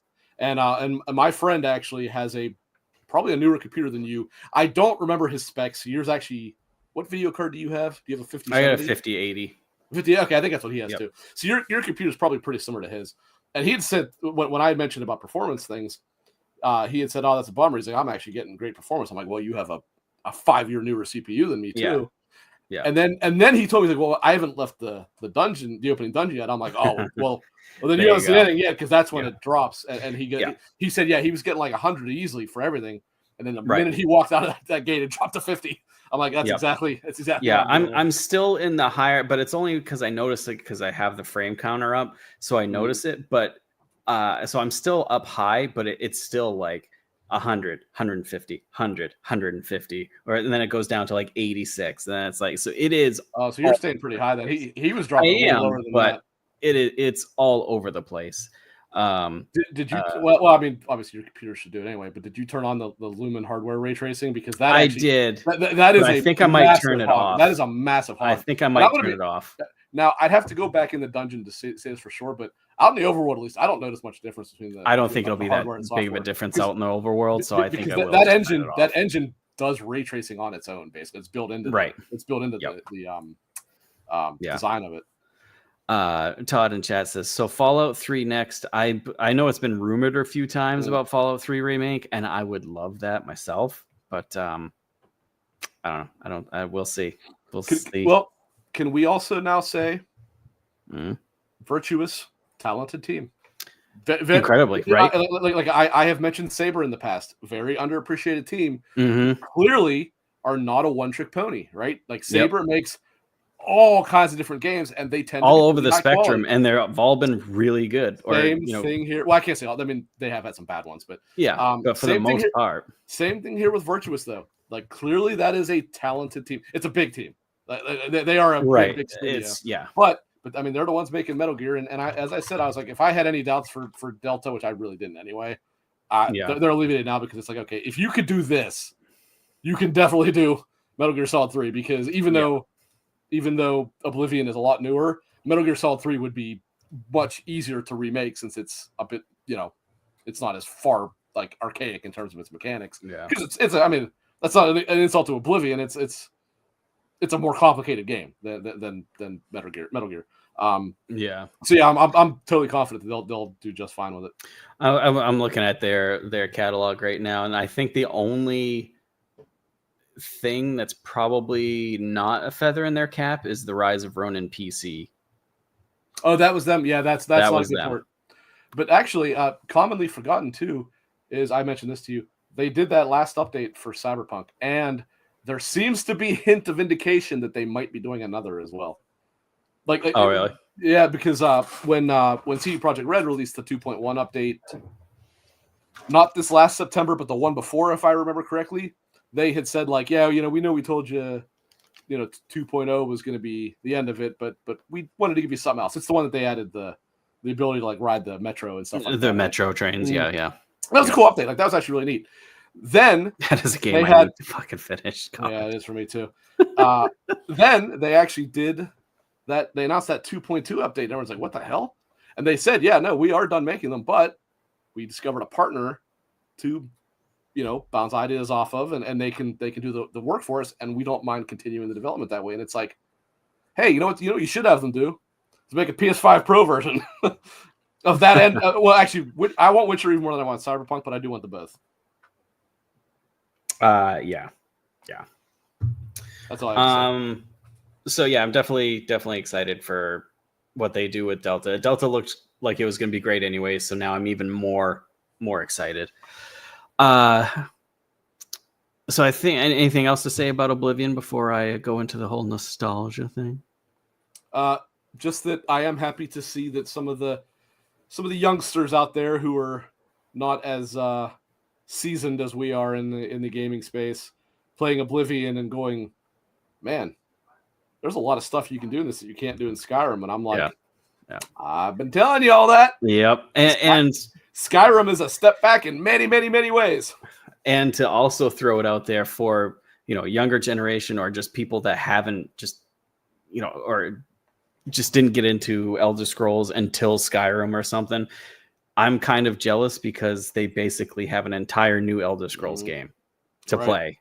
And they're not waiting until, Elder Scrolls 6 in 2027 or whenever the hell it's going to come out. So they basically got a new Elder Scrolls game. And I mean, we kind of did too, because I don't remember everything, but well, one thing I do want to say, I think I've mentioned this here. I can't keep straight where the hell I say shit anymore. But it is just some waxing poetic about Oblivion. So when Kingdom Come Deliverance 2 came out, if I said it here, I did. If I said it elsewhere, I said it elsewhere. But I had said that one thing about it that caught me, I can't say right away, but as soon as you get to where you can explore, is like, man, I have not felt this sense of exploration since I played Oblivion in 2006. And starting up Oblivion again, I'm like, it still feels that way. This game's still like, I know I keep bad-mouthing Skyrim. I really don't care for it, but I think the problem is I don't like the setting of Skyrim. I don't like that it's like, like a Nord region or whatever. But when you walk out in Oblivion and you just look around and all you see is forest everywhere, and it's just like, man, the reality is there probably is a hell of a lot more to actually explore and find in Skyrim, but it feels more rewarding to me. It does, yeah. To explore and find it in Oblivion because it feels like you're just walking through like a European countryside, and I love that. And I was like, man, it's actually amazing that all these years later, a simple graphical update, and it still feels that way. Yep. And that's a perfect segue into like going nostalgic with games and the games that just give us those feels of like yesterday and how good things were and blah, blah, blah. But like me and you have mentioned it several times to each other, and I'm pretty sure we've talked about it on here. It's like gaming moments that really stuck with us through our whole gaming life is probably one of the very first huge awe moments was playing Oblivion on the 360, and you step out of the sewer and you, like you said, you see the forest. It's absolutely gorgeous. The colors. Oblivion was a generational game. I keep saying it, and I will stand on this hill. Oblivion is one of the most important games ever made because Oblivion absolutely showed that games, especially open world games and dynamic world games, had that step to take. Because for those who don't know, prior to Oblivion, you certainly had your open world RPGs. I mean, Morrowind was one of them, but it just didn't hit as hard. Well, Oblivion to the was masses. like this sounds simple now, but at the time, this was truly. I actually did it already, Hillary. I did it at the beginning. I thought you were here. Yeah, we did it. We did it earlier. We didn't forget, or Rick didn't forget. It was actually one of the first things I did. Yeah, because I was like, "Oh, Ellery's here. We should do it right now." Yeah, you must have stepped away just during that time. But Oblivion basically, it was the first one to actually have NPCs like go about a daily routine, right? And not just stand around and be there for you to, or even just walk in circles. They actually did things. They went to sleep at night and they got up and went to whatever they if they're woodworkers or whatever, they went out, if they're blacksmiths, they went out and worked on the thing, whatever. That was groundbreaking in 2006. It's insanely. Yeah, it's pretty common and routine nowadays, but back then, like, that was an unheard of thing. It was like, man, this is truly amazing. Yeah. And I mean, Daniel Vavra, the director of Kingdom Come, basically said, like, there's no offense about it, Oblivion is the largest influence to Kingdom Come. For sure. And you can tell that because of the awe and the inspire of just exploring and stuff like that. But yeah, opening up the sewers again and coming out, it was like all those. I just picture me sitting on my bed playing the 360, and it just it was just like a whole nostalgic thing coming right back, like I was like transported back in time type of thing. So that got me on the subject of like what other games make us nostalgic, of like we see a game and we think, oh man, those were like great times, or this reminds me of such a good time and stuff. Final Fantasy VII. Yep, for sure. Final Fantasy VII for me as well. That's probably one of the bigger ones.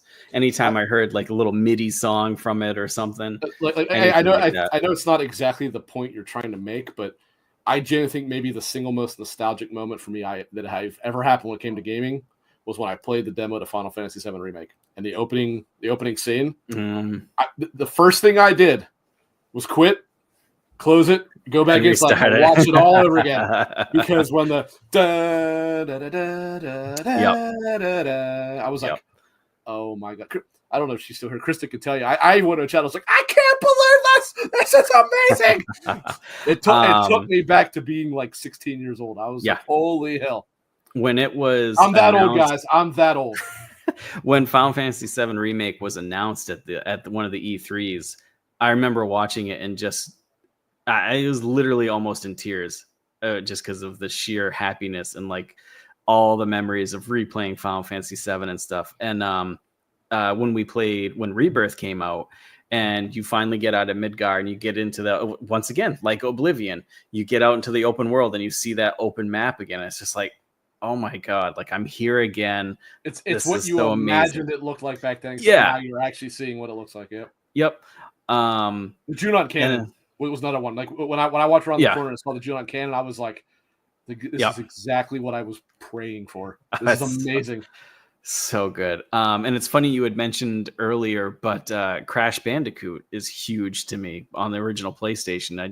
I even to this day, I still do his stupid little dances if I'm celebrating in the kitchen or something. I can picture him dying and me laughing while holding the controller. So when that trilogy came out, it was a huge nostalgic. The best death animations of all time are still in Jak and Daxter 1, though. Yep, those are good games. When Daxter would like say something really freaking stupid to you, good stuff, man. Yep. Actually, I can definitely throw back Metal Gear Solid 2 and 3 because they took me back to very specific moments, and then Metal Gear Solid 2 had a very odd relevance 20 years later as well, which made it all the more interesting because it's all about information warfare and like the control of information like that, which is a very major element to the modern political climate. But and then Metal Gear Solid 3, I mean, I remember playing through that and texting my friend Rob all the time, like back and forth with what was going on. And then Unfortunately, it was going to be the one damn game that I finished before him, and then I got the fucking flu when I was like 90% of the way through the game, and I was out cold for like 3 days. And he was like, "Oh, you didn't finish it yet?" I was like, "Dude, I've been on my deathbed." And so I ended up finishing a couple days later, but yep. And actually, I mean, it's not that old, but the reality is, the original Last of Us is another one. Like I was just like, like man, that was a place and time where I was like, this is something. And getting everybody to know, like I can't tell you anything about this game, but you got to trust me and play it. And a lot of them were smart and listened to me and told me I was right. Some of them were stupid and didn't, and I'm still right. Whether they listened or not. And then it's no surprise. We already talked about Final Fantasy VII, but a lot of love for Final Fantasy on this podcast. But Final Fantasy IX was a huge. The music, I can literally to this day hear Steiner walking with his metal armor, the click, the chinking. Yeah. It's like it's so engraved in my head. So whenever we do, because it's going to happen, whenever we do get the Final Fantasy IX remaster, like that has to be in there. And I know if it is in there, that sound effect, I'm gonna just like melt into a puddle. Anytime any music comes on from Final Fantasy X, it's huge for me because that game helped me through so much. My parents, like I had just bought the game, or my mom had just bought it for me. I can't remember. I think it was my mom bought it for me. And my parents had like just divorced when that game came out. So that's why that one resonates with me so well, is because it literally, I could escape, and that was my escape. So anytime I hear music from like the Xanarkand or anything like that, it's just so takes me back into a nice, comfy, warm area type of thing. And then a handful of years later, Final Fantasy 13 gave you your own personal mental hell. That and Final Fantasy X too, which, God, what a letdown. God damn it. Yeah, Final Fantasy 13 2 was at least better than 13. I'll say that. I never played the sequels to 13 because 13 did me so dirty. 13 was horrible. 13 was terrible. God. That's it. I try to respect everybody how they like their games and stuff, and that's, you can like anything. I'm like, cool, good for you. But when people come up to me and they're like, I really liked Final Fantasy 13, I like inside, I'm like, like I gotta keep, like, oh my God, like be positive. You're stronger than me, Clint. Because I would be immediately telling them that their breath stinks. Yeah. I'm trying to think of some other ones. Breath of Fire 4, like I just said, released on GOG today. And those original Capcom RPGs from Super Nintendo. Stop the presses. What do we got here, Silkin? No. What now? What do we got? What's Silkin got to say? He says he's gonna have bad news. It's probably some stupid meme about Hollow Knight or something. Jesus. Speaking of Hollow Knight, there's been a severe lack of Hollow Knight discussion on this show recently, and that is. I don't think so. I think we've had enough. No, Silkin. No. I can look past the French thing. I can look past the living in Canada like a brother. I cannot look past 13. I cannot do that. Oh my! I'm gonna look at you a little bit different from now on, Silkin. I wish you hadn't told me that. That is one thing that I could have done without knowing. That's like finding out that like someone you knew all your life has like some random captured person in their basement. Like, if this is not the kind of thing you want to hear from somebody that you like. No, God. Anyways, Jesus. Well, I guess we should just end the show. Congratulations, Joe LaRussa. You no longer have the worst takes. although he still wins on quantity. I keep hearing rumors of there being like a Final Fantasy 13 remake or whatever, and I'm like, please don't waste any resources. I don't think they will, because it really. I don't think they will. It's not popular. I don't know how it spawned 2 sequels. Silkin liked it. That's great, but. Well, I was gonna say it's only a handful of people I know that actually like Final Fantasy 13 compared to all the other games, and this one got 2 goddamn sequels. My guess is Square thought that it was more liked than it was because it was on multiple platforms, whereas everything else before had been on That's one. true. So I think they probably got their numbers. Well, not their numbers, because actually the game did sell pretty well. But of course, then I don't know if maybe when 10.2 came out, or I mean 13.2 came out, maybe people jumped into it because it's like, oh, you can actually turn in this game. You don't just press forward to win game.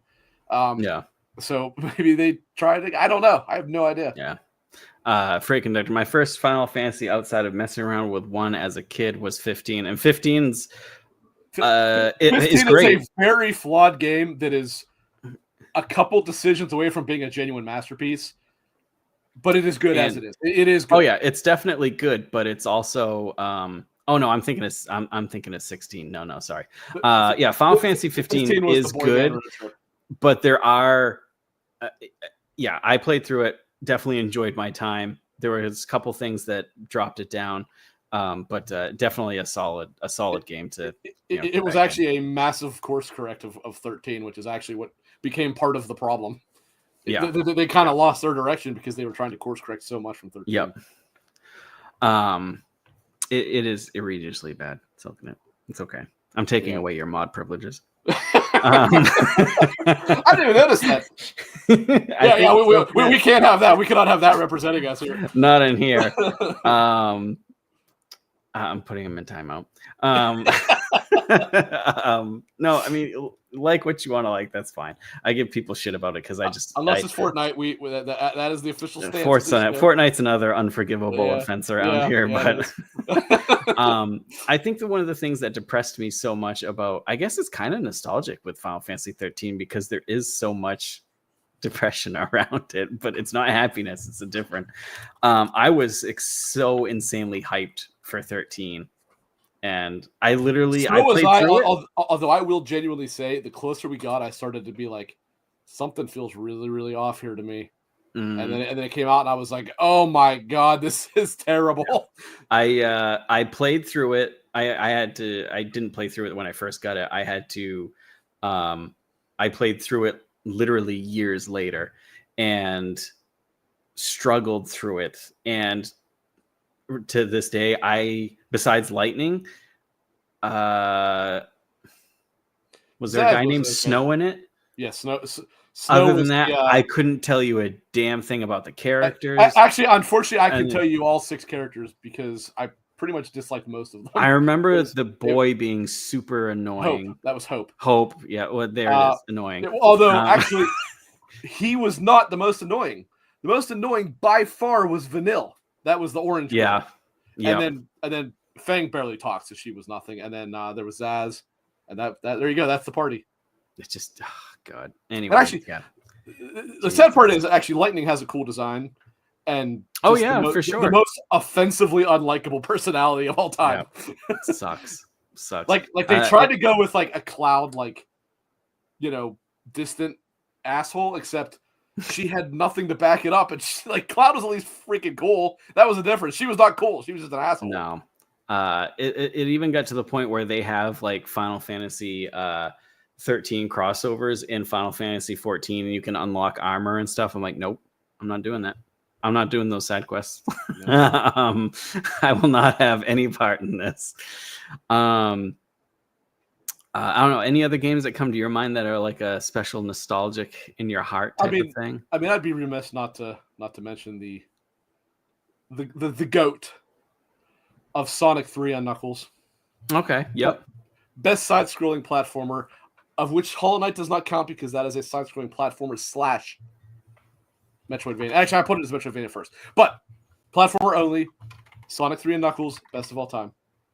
I will take that, Ellery. That is a trade-off I am willing to accept. I was just typing in chat that they're forgiven now. That said, I want visual and video evidence of you deleting that catastrophe from your system. Because until I see that, I don't believe it happened. And to be fair on the video evidence, Ellery has under Cinnamon Cleeks on the YouTube has been streaming it a little bit. So if you're interested, go check check the streams out over there for sure too.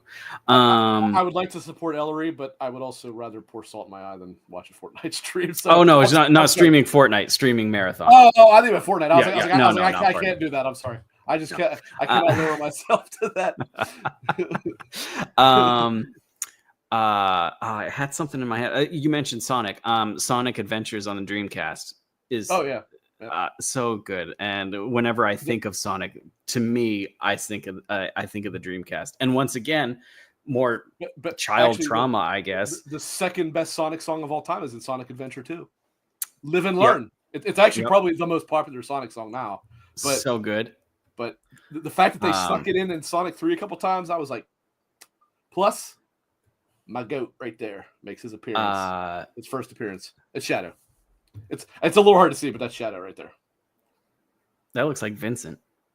The little guy. Yeah. Okay. Yeah, it's a Nintendo. There's not a whole lot of actually like good Sonic collectibles, unfortunately. I keep bringing up these like nostalgic games like Final Fantasy X, Sonic Adventure. There was another one too, and I'm like now thinking about. I'm like all of these are around like trauma from when I was a kid. Not like trauma like I'm depressed, but like the Sonic Adventure and stuff and Phantasy Star Online are huge for me. And my dad was the one, like as soon as we were divorced or whatever, his makeup thing was going out on $99.99 and buying a Dreamcast for me. So, actually, you want to talk trauma? I'll give you nostalgia trauma. And Krista, I better see you chime in on this one because I know you agree. There is no more traumatic game in gaming history than Echo the Dolphin. Oh God, I've heard stories. I've never played that Echo. game. That game, I believe, gave rise to the therapist profession. I have heard it is quite something. First of all, it is one of the most depressing games you will ever play in your life. It is one of the saddest and most like soul-crushing games you ever meet in your life. And it is also one of the most goddamn impossibly difficult games you would ever play in your life too. It is like every brutal fashion you can put together. That game is merciless. Like you look at it, it's like, oh, that's cute. You got a little dolphin. You can jump and do little flips in the air, and then all of a sudden your freaking family gets taken by aliens. And to go on to with like harder games, thinking about hard games that actually destroyed your childhood. For me, Silken said Lion King. I don't remember Aladdin too much. Lion King for sure. Those were both amazing. Did you play the Genesis or Super Nintendo or whatever nonsense you guys called it in Europe? What because they are different games. They are different games. Yes, yeah. The Genesis version is the superior game.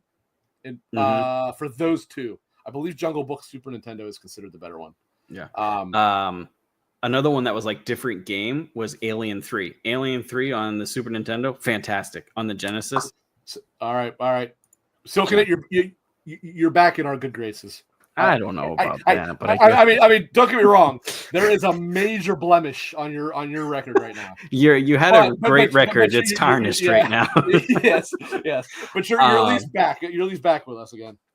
One of the other harder ones, thinking back as a kid, was the Teenage Mutant Ninja Turtles on the Nintendo swimming, and you had to disarm the bombs. Oh my! I never had an NES. That's fine, but God, tougher than any Dead Souls boss. It was just Dead Souls. Yeah, Dead Souls. Wrong game. God, it just. Oh, awful. Oh, God. Yeah, thank you, Krista. It's wild. If you genuinely remember, old games were freaking impossible. Like, oh yeah, because especially on the little D-pad and stuff. Just because they were games for kids, they did not lighten up on the difficulty, man. They were merciless. Yeah, I mean, Aladdin and Lion King, like Silken had mentioned, those games kids games. Aladdin difficult. Is infamously difficult. Yeah, people to this day are still streaming Lion King on the stupid giraffe part and they're like, I have to start from the beginning. Hakuna Matata. Let's show some kind of culture here, please. Hakuna Matata. I oddly enough never had that much trouble with that level. However, Paperboy. That is the first game of like the 2D era, at least that I can remember, that randomly made it that the only way you can beat it is with a mechanic that they introduce in the freaking final fight, I think. you have to parry Scar, and that was not a thing then. Parrying was not a thing at that point. I didn't even get that far. Yeah, So. because you just like in the movie, you have to wait for him to jump on you. You have to parry it and knock him over. You can't kill him by like I think you deplete his health enough, and then he starts on the lunge. So that's where From Software got it from. Yeah, well, way back then. Honestly, Miyazaki probably got rammed up the rear end so much in that game that he was like, "I'm gonna make an easier game. I'm gonna make Dark Souls." I'm gonna make Lion King for adults. Man, we're bringing out some childhood trauma in the chat right now. It looks like I'm seeing a lot of people go. And Paperboy, I got pissed off at Paperboy. Paperboy gets damn near impossible around. It works over a week, correct? It's like Friday, man. Yeah, there's like for some reason it throws fire hydrants at you, and the government was trying to kill you from delivering your newspaper at that point. That was the weirdest thing. I would get hit by a car and be like, "What the fuck?"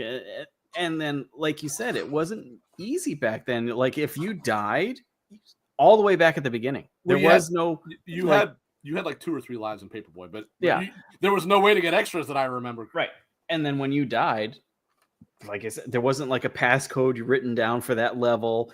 No, you back at the beginning. It's fucking. What was the other one? And it was probably just because I was a little kid and I couldn't understand the dimensions of it and the D-pad of it, but Q*bert on the Nintendo was a goddamn atrocity and would make me go crazy. Yeah, I don't know if I can accept this one, Krista, because the reality is it's not that it's well, I mean, it might be hard, but it's because of the stupid ass controller. The Philips CDI in the trash. That said, I would like to do you have something I do not have it. But I want to. I was going to say, do you have a Philips CDI just hanging out next to you, or what? I do have this.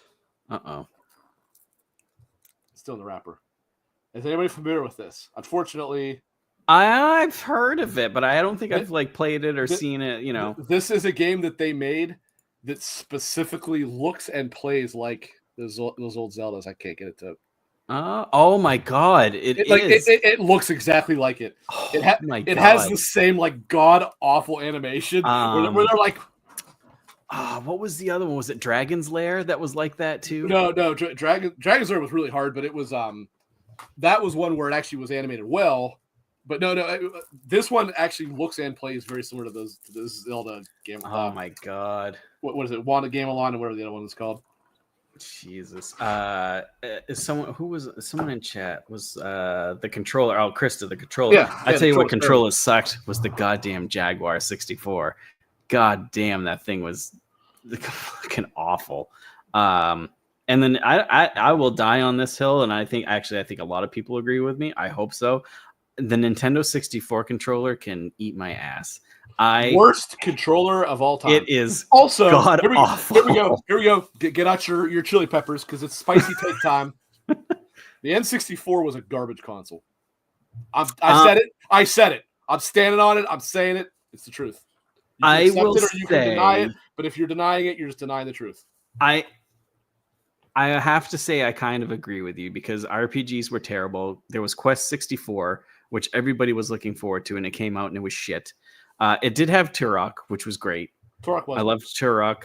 GoldenEye I liked, but it was for an entire generation of a system. There was probably like 5 games I truly liked on it. People don't want to hear this, but GoldenEye overrated. Perfect Dark was actually the better game. I can see that. I think it's more nostalgia once again for me. GoldenEye had more fun multiplayer. I will say that. But every other element about it was vastly overrated, and Perfect Dark was just a much better game. And the fact that the multiplayer on GoldenEye was tacked on very last minute by like one guy. Oh, I actually didn't know that. Yeah, crazy. And that's honestly what really sold the game. I mean, the game was good, but that fucking controller. StarCraft on the 64, give me a fucking break. Resident Evil 2 on the 64, no thank you. It did look a little better, but a huge hot take for my end. Mario 64 is way overrated. I'm right there with you. I don't even think it's anything better than an okay game. I don't understand everybody's love for it. I know it is hugely loved. I don't understand it. I don't get it. I'll bet you we lose some fans over our Probably, N64 takes. But probably. you know what? You can run off to your mom's. We don't want them here anyway. Tuck your face in your mom's skirt. If you don't want to hear the truth, that's fine. You can go hide in Nintendo land. But I'm trying to think. Yeah, there wasn't many games on the 64 that was like, oh my god, I love this so much. The entire generation, there was maybe like 5 or 6 that were worth playing. Yeah, and the thing that really that were not worth playing elsewhere, I should say. Right. The thing that really pissed me off about the 64 was that goddamn fog effect. I know it had to be there. I was about to say that is that I know it had to be there, but the N64 did was it revolutionized putting Vaseline on your screen. Yeah, and I tell people this, and they're like, "What do you mean the fog effect?" If it's like people that didn't play it or whatever, and I'm like, there literally was fog in front of you in any game you played, Turok, Mario Kart, anything. Here we go. It's about to get like a fog of war. It's about to get ghost pepper spicy in here right now. Oh boy, Todd.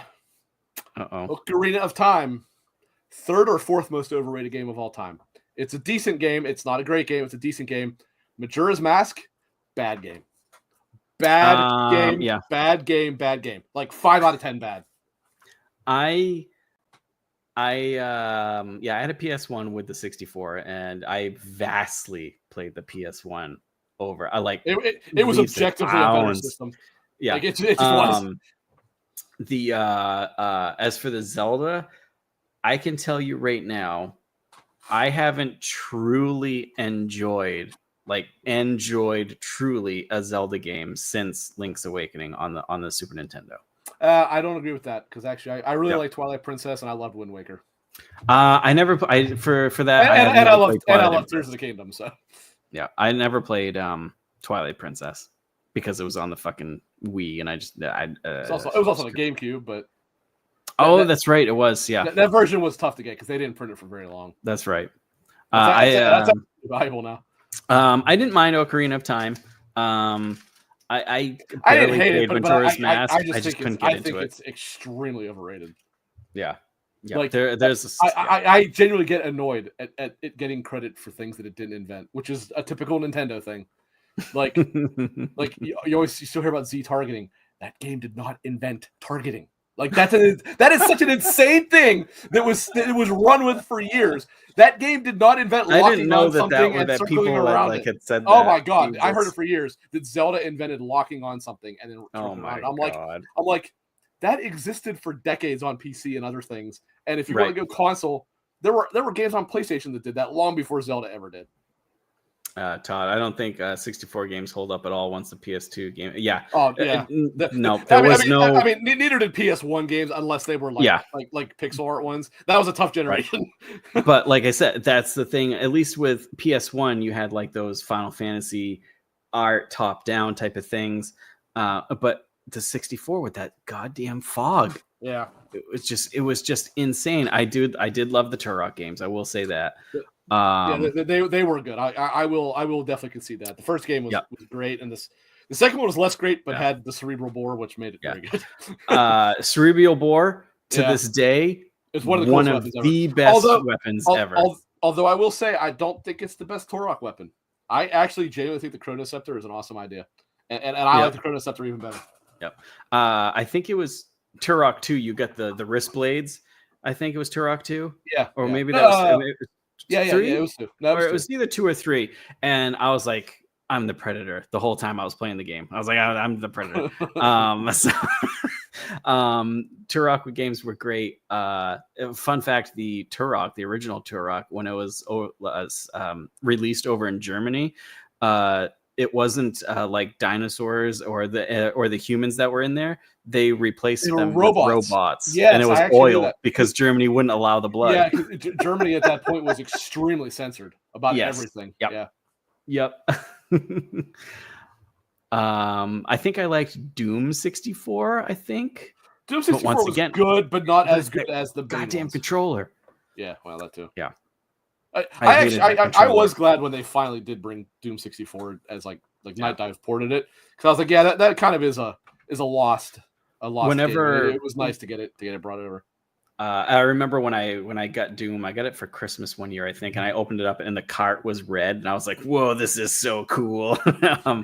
Even though I didn't like N64 when I was a kid, I actually had the Doom 64 poster on my wall. Which, looking back, I'm like, man, that was a pretty nasty poster actually, because it basically had like Satan's skull on it. Yeah. Oh yeah. I don't remember what it was. It was, and it had like an inverted pentagram. Which yep. My grandmother was very, very religious, so I'm actually surprised. She must not have really looked at it, because I guarantee she would not have let me have that. Right. Oh God.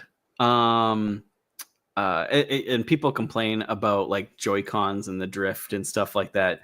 Clearly never played on the Nintendo 64 because that joystick worked for about a week.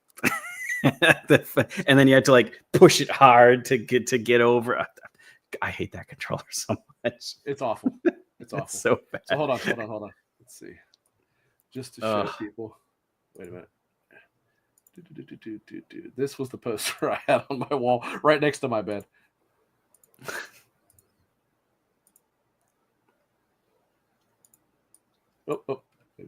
Oh, is that the one you?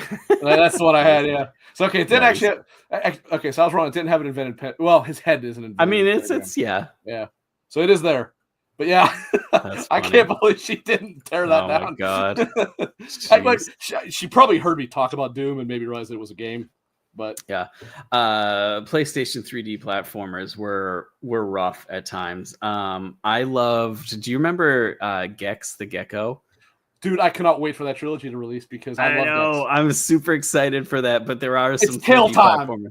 Yes, and then like they had so many puns on movies and stuff. I'm looking for. Well, the second and third might be hard to play now, but the first I totally will because it's a side scroller. I genuinely am curious how many like references I'll even understand now because it's all pop culture references. Right. Culture references from like 1995. Yep. So. Yep. I love the Gex was so good. So good. Some platforms on there. Bubsy 3D was rough. That was widely regarded as one of the worst games ever made. However, Yep. Bubsy, I think it was 2. I had fun with that game on the Genesis. Yep. That was a good one. It's one where like his niece and nephew were captured or whatever. And they would like show up randomly in the screen. Yep. Bubsy was a cool character. It's kind of a shame that I think it was a Acclaim character. It's kind of a shame that they let him. Yeah, it would be cool to see it. Well, wasn't there a Bubsy announced recently? I thought there was something Bubsy announced. I think it was a port of Bubsy 3D. Oh joy. Yeah, for whatever reason. Jesus Christ. Yeah, 1996. It got a score of 2 out of 10. the fur-bitten planet. No, they did announce a new game. They announced. I was gonna say I thought I heard something. And then there's the perfect. Oh, the graphics were so bad in Bubsy 3D. God, literally like red polygons. When does I don't think. Oh, that's also what it was. Actually, yeah. Limited Run is doing a Bubsy collection. I think it's probably 1, 2, and 3. I will buy that because 1 and 2 were fun. Yeah. Pretty tough if I remember correctly too. You're not gonna get You're not gonna get the Doom $666 one. That is also genuinely a fantastic subtitle. Claws Encounters of the Furred Kind. So good. We need more games to take puns on stuff like that. Yes, we do. I am all for it. You know what? Another nostalgia game and one of the few games on the 64 I do like. Conker's Bad for a Day. Hell yeah! Conker I would love Conker to come back. I mean, technically it did on the OG Xbox, but yeah, but it wasn't like the first one. That was so good. Let's see. So good. I'm trying to actually remember which Bubsy. I'm sorry, it was Accolade, not Acclaim. Which Bubsy did I play? Bubsy 2 did not have a subtitle. I'm pretty sure it was that one because that was one that I think had his niece and nephew. I did play Bubsy 3D, and it was not. It wasn't that one. It was not good. But bring Bubsy back. Hell yeah. Well, any like mascot character type stuff, bring it back. Yeah, need it. About ready to.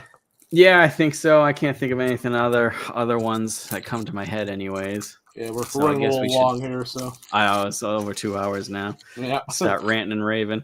We should tell everybody their fortune I think I went first last week, so you can go first this time around. And thank you very much for everybody sticking around, coming in, and listening to us go on about things.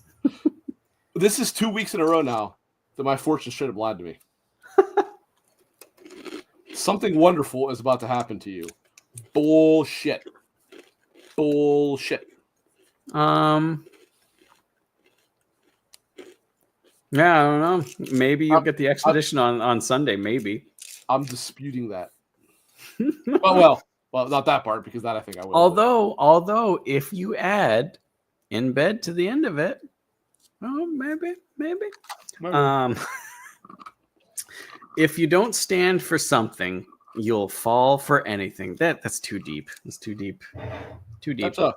That's a very Confucius says. Confucius say. Yeah. Yeah. Well, if you add, Alex said here. Oh wait, that's the wrong one. I'm putting in the work this week. Yeah. If you don't stand for something, you'll fall for anything in bed. Meh. Good add in bed. I don't know. Doesn't work there. You're getting to play Claire Obscure at some point. That's pretty awesome. It is. I think you're really going to like it. I know you were super excited at one point, and then you were like, I don't know. There was one trailer that I didn't like. One trailer, that's it. I don't know. I think you're going to really like it, though. But, yeah, that's it for me, I think. For it. That's the problem. I know. Yeah, it'll add another half hour. Too many games, not enough goddamn time. And it's April, end of April. God. Yeah, it ain't slowing down anytime soon, that's for sure. No. God. All right, yeah, I think that's the end of it, folks. Once again, thank you so much for sticking with us the whole time. We had a great stream. A lot of people came in, talked. I love it when chat's going. So thank you so much. It was fantastic. Yeah, we had a pretty good show this week. Really appreciate it. We will, if you're not in Discord with us, there is a link on the YouTube description. Pop in there and you can answer the questions for the show. We'll put that in there, or ask questions for the show. And then also we have questions of the week. You can put your answers in there. We'll put that up there. And yeah, I do want to plug. I want to plug before you leave. Oh yeah, please do. So, as I mentioned last week, I think was the first time I mentioned it. Maybe the week before, I can't remember. I am now in off weeks or on weeks, however you want to put it, on X. I keep forgetting the freaking name. X Button Podcast on Xscape Gaming, the YouTube channel, with my buddy Alex in there, good old Alejandro Segovia, alongside Don Lionheart. I may or may not be on next week's episode. Probably will, because God, that'll be 4 episodes. No, I want to be 3. Because Don cannot do, or Joe, how do you want to put it, cannot do next week, so I might hop in so that I can hang out with Paul a little bit. But also on either Monday or Tuesday. Well, we'll record it. I don't know what day it's going to post. Alex and I will be doing season 3 of The Last of Us, episode 3 of The Last of Us season 2. Review/podcast. You will get to see him be happy, and you will get to see my soul leave my body as I hate every moment of my life. Yeah, we haven't really talked about it on here, but because I really don't want to. No, actually, I think we had a pretty good discussion about it last week. I mean, I have not been a big fan of it so far, but he has. However, if I do say so myself, I actually think we had a pretty good and thoughtful discussion about it. Honestly, it's probably good that there is each side, because then you're hearing both sides of everything. So yeah, that's honestly that was kind of the idea. Sweet. Yeah, so definitely, Joe, check that out. And yeah, I think that's it for us, folks. So once again, thank you very much, and play what you want to play, except for Final Fantasy 13, and Fortnite. And enjoy what you want to. Just enjoy life. Thanks a lot, guys. Have a good one. We'll see you next week.